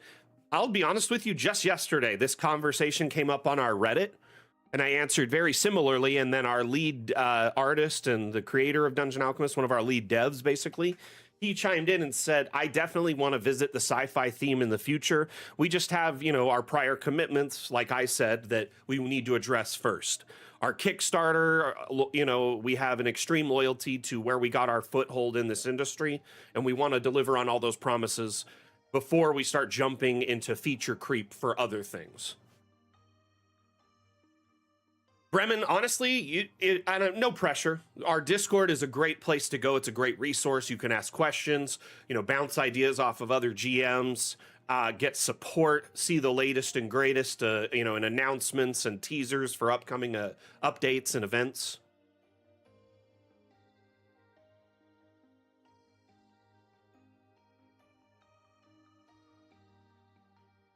By the way, my name is Mac. It's nice to meet you if I didn't introduce myself already. I'm the community manager for Dungeon Alchemist. These streams, we host 2 a week, every Monday and every Saturday. The Monday stream is the build, where we build live, discuss, Dungeon Alchemist, discuss our campaigns. I offer live support, etc. On Saturday, it's more of a kind of a variety show. We call it the Dungeon Alchemist Mapmaking Show. We have interviews, news, features that we showcase, maps that we showcase from the workshop, etc. And then we will have a map making contest called the Damn Challenge that we host every other week on that stream, every other Saturday. So right now our current theme is 'Tis the Season. People are making maps using that as inspiration, submitting them to our Discord in the Damn Challenge channel. And then if the winning map gets a $10 Hero Forge gift card, and their map is the first map featured on Saturday's stream. We do that contest every 2 weeks, just ongoing, and pick a new theme. And we call it the Damn Challenge because when you save a map in Dungeon Alchemist, it's saved as a .dam file, which is our proprietary map or file format, which stands for Dungeon Alchemist map. You know how like there's JPEG, MP4, etc. Yeah. Hey, Bremen, thank you for the follow, by the way. Much appreciated. And I noticed Arthuritic one followed earlier. I apologize that I didn't see that earlier. Arthuritic one, thank you, thank you. What else can we add up here? I want to add more, but I want to make it feel like the growth is only just getting up here, you know? So you're hoping to run a sci-fi campaign, or you're currently running a sci-fi campaign?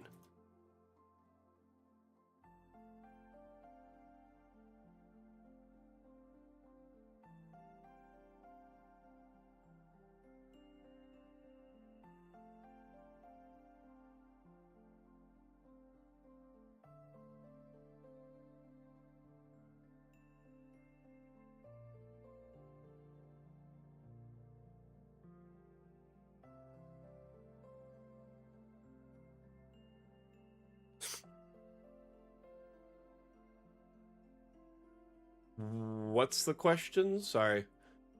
I didn't see their message come through. I must have missed it. Capture the Dark, can you just drop your question one more time so I can read it from top to bottom, or did you copy that there? I must have missed that. I apologize. I mean, if you use the wall tools, you can change every wall all at once or paint entire lines of them, you know? But keep in mind that's dependent on, an existing space being present.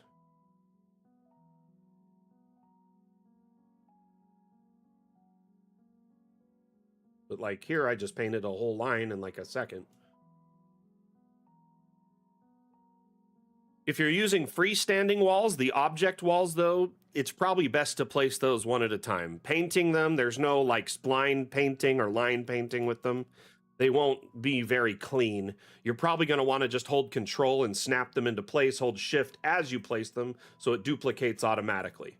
If you're placing them one at a time and then clicking the plus sign, please don't do that. That's a big waste of time. Hold shift when you place the object. It duplicates it automatically.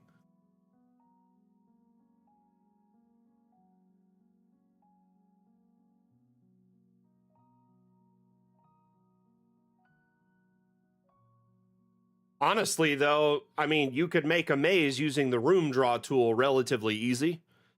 Under, for instance, I believe under mansion, or is it castle? Anyway, you could draw hallways and then change all the walls, for instance, to like a plant-based natural like hedge. So a lot of people make mazes. They'll just draw it with the room tool and then change. It doesn't have to be that room after the fact. You could draw out the whole shape using one room type and then change it all to something else. The entire floor to ground looking floor. The room drawing tool is really just that, a room drawing tool.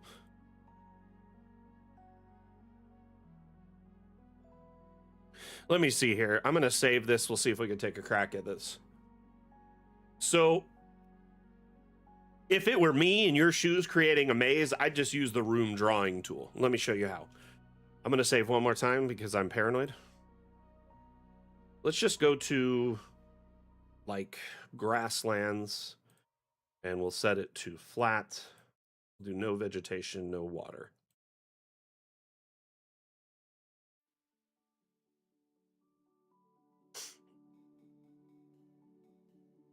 Sorry, yeah, Rev, only mods are allowed to share links directly from their accounts. And even then it's limited because it's like set to block certain things.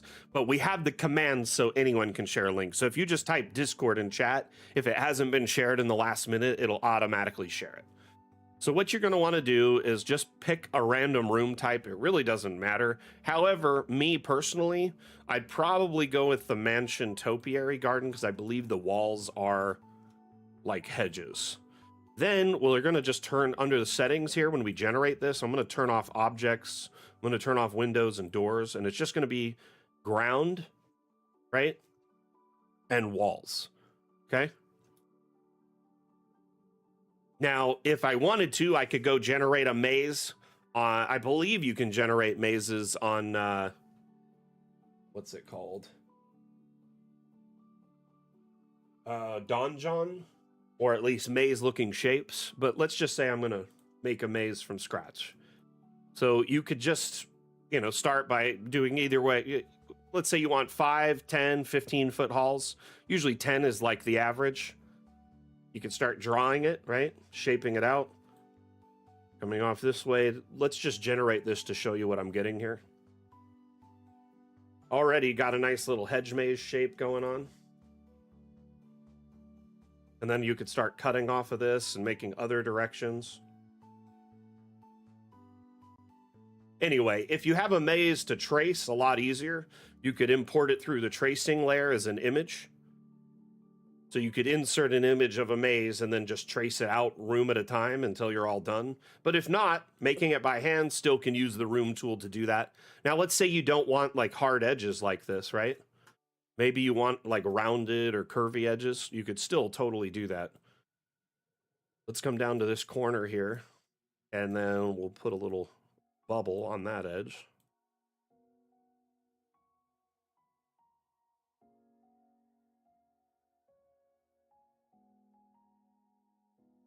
Anyway, this is just to show you just how to get started, and then you can start making a maze.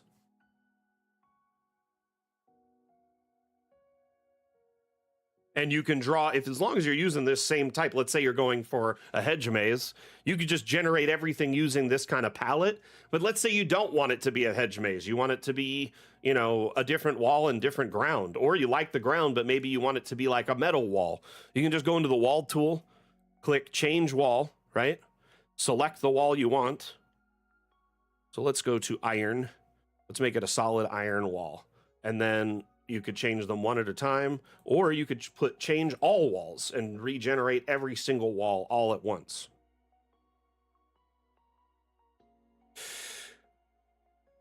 Frau asks, I have another question, Mac. I have some assets on upper floors that are shown between, probably sitting a bit in between. So you're going to have to raise them ever so slightly. They might be just a little bit too low and they're kind of in between, so to speak, and so it's not sure which room is the primary room to have it show. There are some objects that are like wall mountable objects that this has trouble with. You may have to raise them up even more. In fact, I don't recommend lowering wall mounted objects at all right now because there's like 2 zeros in Dungeon Alchemist, floor 0 and wall 0. Wall-mounted objects have a wall 0 that's about halfway up the wall, and for some reason, when they get below wall 0, they show on the floor below. Not all of them, just some of them, and we've been slowly picking them out and fixing this issue, but it's kind of hard on all of them because there's so many wall-mountable objects. So essentially, you have to be careful. Just kind of preview your various levels. The object, if you grab it and disable your collisions, Frau, I'm sure you know that, but this is for everyone. You just, grab the object and lift it ever so slightly. That way it won't be showing on the floor below like this one might be now, right? Still at 0, but I managed to get it to not show. Once you deselect it, you can tell if it's not showing too. So I'll usually have it selected like raise it just a smidge, and then if you jump down while it's still selected, you're like, oh, I still see it. But if you deselect, you'll know it's not there. So Bremen, do you mean like continental maps, regional maps, or like city maps? Like, what are you getting at there, my friend?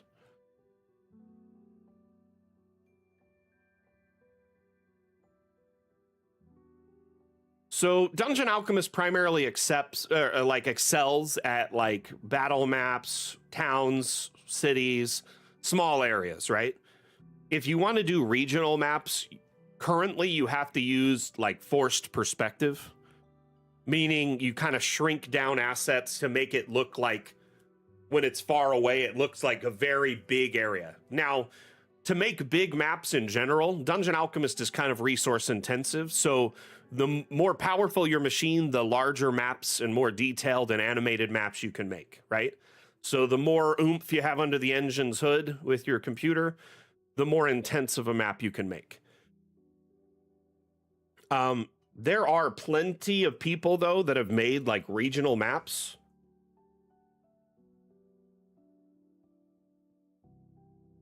So, like right here, this one is a whole Faerun region.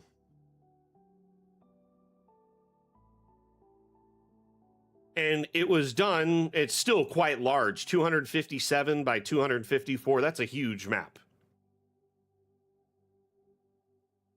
Okay, we'll try and open it.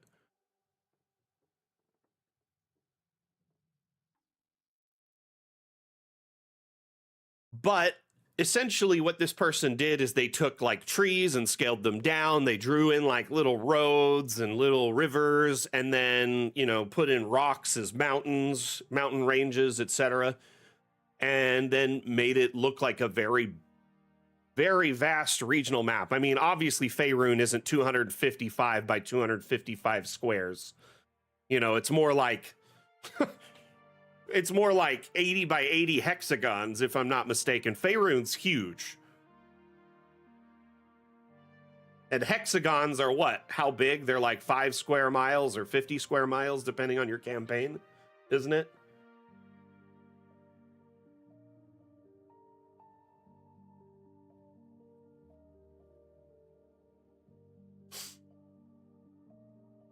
Capture in the Dark, did I cover that enough for you to help you out? Do you still need some guidance there?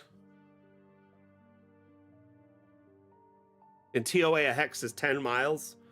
So it's probably like 100 by 100 hexes for Faerun, right? Faerun's massive. Basti8291 on YouTube, thank you for the sub. And Pete Del Toro, thank you for the like over on Facebook. This map is going to take a while to load because it's huge. So bear with me. Not only do I have to download all the custom assets that were added in from the workshop, which is, 400 megabytes from the workshop, and Steam's sometimes slow. Then we have to load the massive 250 by 250 map, which will take some time.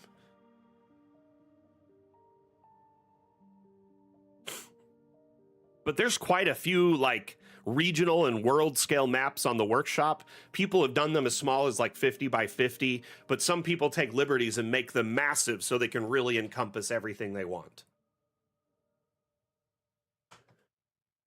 Like I said, forced perspective is a valuable tool. You can disable object collisions and scale objects to be microscopic. People have made entire regional maps on a table in a room. You know what I mean? So it's possible to do so if you're clever. You really could fit a whole regional map inside of like a 20 by 20 square if you scale things down and use the camera tools available to you. That being said, our devs have every interest in making Dungeon Alchemist more full-featured, or pairing it with, companion apps of our own to make it more full-featured. At numerous points and interviews with the devs and in discussions with them, they've said at some point we'd like to make Dungeon Alchemist the only map-making tool you ever need. And that means it'll do, not only like local battle maps, town, city maps, but also regional and potentially world maps. So World Alchemist is something that they've talked about in the past. Oh, awesome. Cat stole the crown. I like your name, by the way. Awesome. And sorry about that. I missed the first bit of your question there.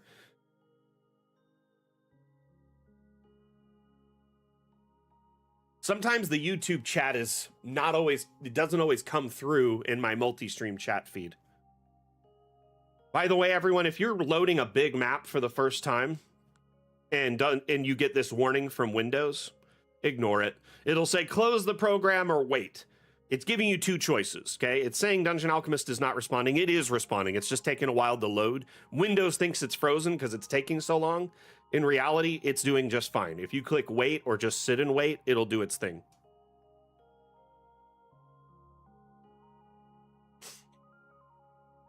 I mean, you can use the rocks and whatnot to make mountains for sure. I use the sandstone rocks because you can actually turn them white, so they'll act as like red mountains and snow mountains, and then you can use the dark stone rocks and mix the white rocks together, so you have like snow caps on top of a rocky crag mountain. I'll show you in a moment. This map is gargantuan. Probably one of the largest maps on the workshop.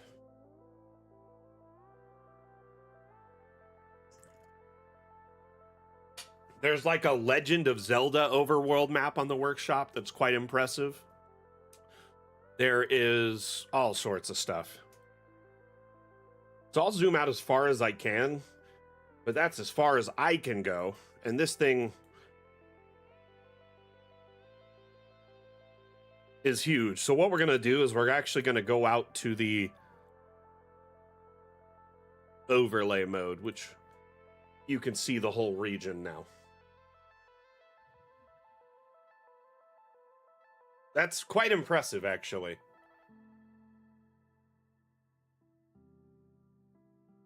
Considering it's not really a feature this tool is meant for.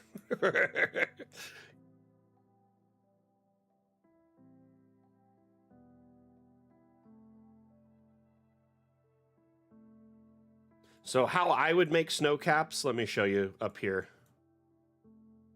The world spine, right? So right now, there really is no ice in this map. To add ice and snow, there's two ways to approach it. One, you can grab, like I said, the sandstone rocks. I know this is counterintuitive, right? That a sandstone would do this. But the sandstone rocks has the option to set them to a white kind of stone. So you can grab those. There's more down here. These kind of ones here. If you put those like in the middle of, you know, that, then you start adding in that kind of white snow-capped area to the mass. Additionally, you could just fill that whole area with those kind of rocks, and then it looks even cooler. Lastly, in the object menu, you have all sorts of ice. Okay? And snow, lumps, and ice flows, and kind of these icicle spires that you can use to make interesting ice mountains. They start small, but as long as your collisions are disabled, you could scale this thing up to be monstrous, make your own kind of Matterhorn type icy mountains in the background. Remember, these are small rocks, really, but that's intended to be a big mountain range. So yeah, there is terrain shaping. Notice it's like a mountain range, but then when you add the rocks to it, it's a lot more detailed. So you have terrain tools. You can raise and lower the terrain. But there's a limit that the terrain has. Notice I hit the ceiling here, and it flattened out. There's also a bottom.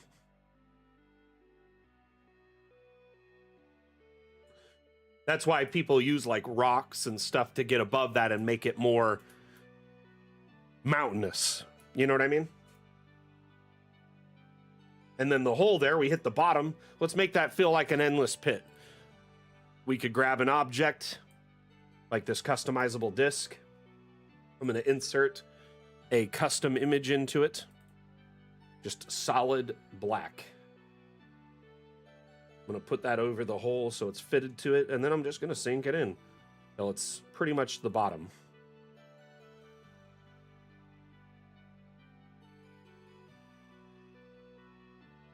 So now we have a bottomless pit in contrast to a massive mountain in the distance.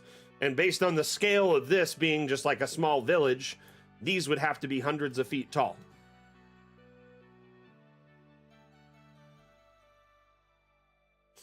Anyway, this map is insane.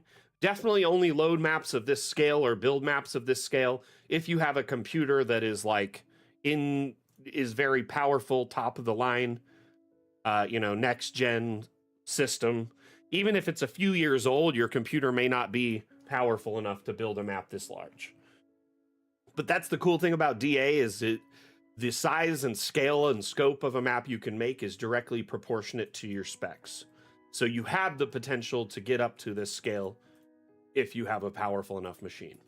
Anyway, we're going to go back to the temple ruins, take a quick look, and decide on what we're going to work on next week, because I want to try and wrap that one up next week. Oh, by the way, if you've been here hanging out and you've been enjoying the stream and you want to catch future streams, make sure you hit that follow button. That way you don't miss out on any future streams. We stream every Monday at 9 a.m. Pacific, 12 p.m. Eastern. That is 8 p.m. UTC. And every Saturday at 12 p.m. Pacific, 3 p.m. Eastern. Oh, no. The last one was 5 p.m. UTC, not 8 p.m. Sorry. So on Monday, it's 5 p.m. UTC. And then on Saturday, it's 8 p.m. UTC.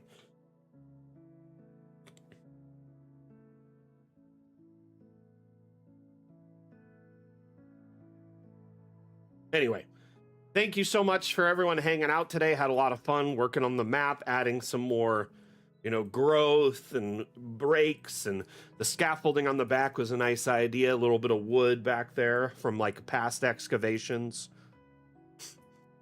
Because I'm sure, wizards or, people looking for items, to sell on the market, the black market might come here and try and excavate it, right?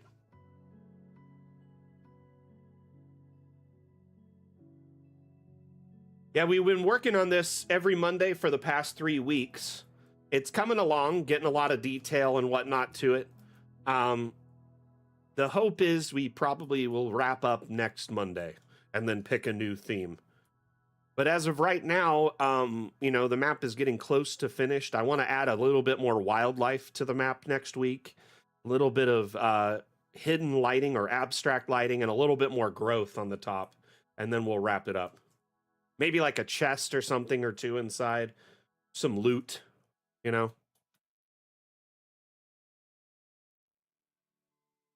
I really love the map at night. Looks cool.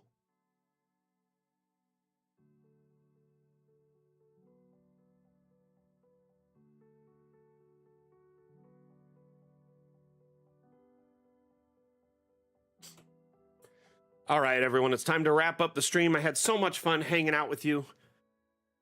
To everyone on Twitch, TikTok, Facebook, Twitter, Steam, YouTube, I appreciate you so very, very much attending these streams. Whether you're actively chatting as a longtime viewer, whether it's your first stream today, whether you have a copy of Dungeon Alchemist or you're kind of on the fence deciding to get one, I appreciate you all being here. Lurkers too, by the way. Lurkers are a very important part of our community who, help drive up our viewership numbers and continually support the stream, whether it's like listening in podcast format or casually between work. Oh, you're off the fence, huh? You're going to be getting it for sure? Well, Bremen, I'll just say it preemptively. Welcome to the damn fam, as we like to say around here. 24th, it's yours. Nice. Nice.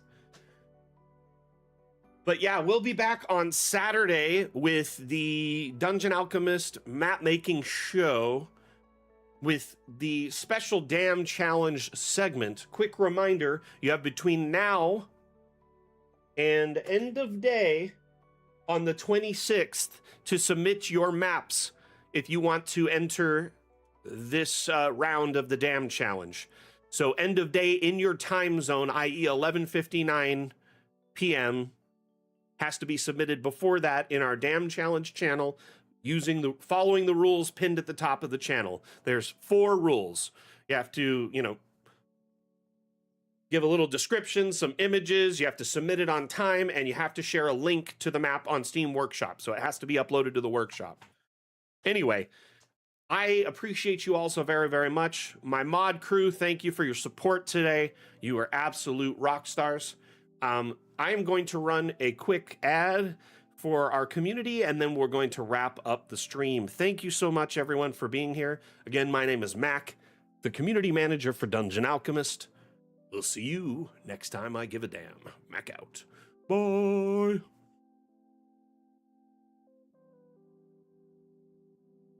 But can it handle curves? But can it handle curves? But can it handle curves? But can it handle curves? Dungeon Alchemist, the AI-powered map-making application for role-playing games, now comes with both round and diagonal walls. Create amazing professional maps for your players in seconds. Get it now on the Steam store.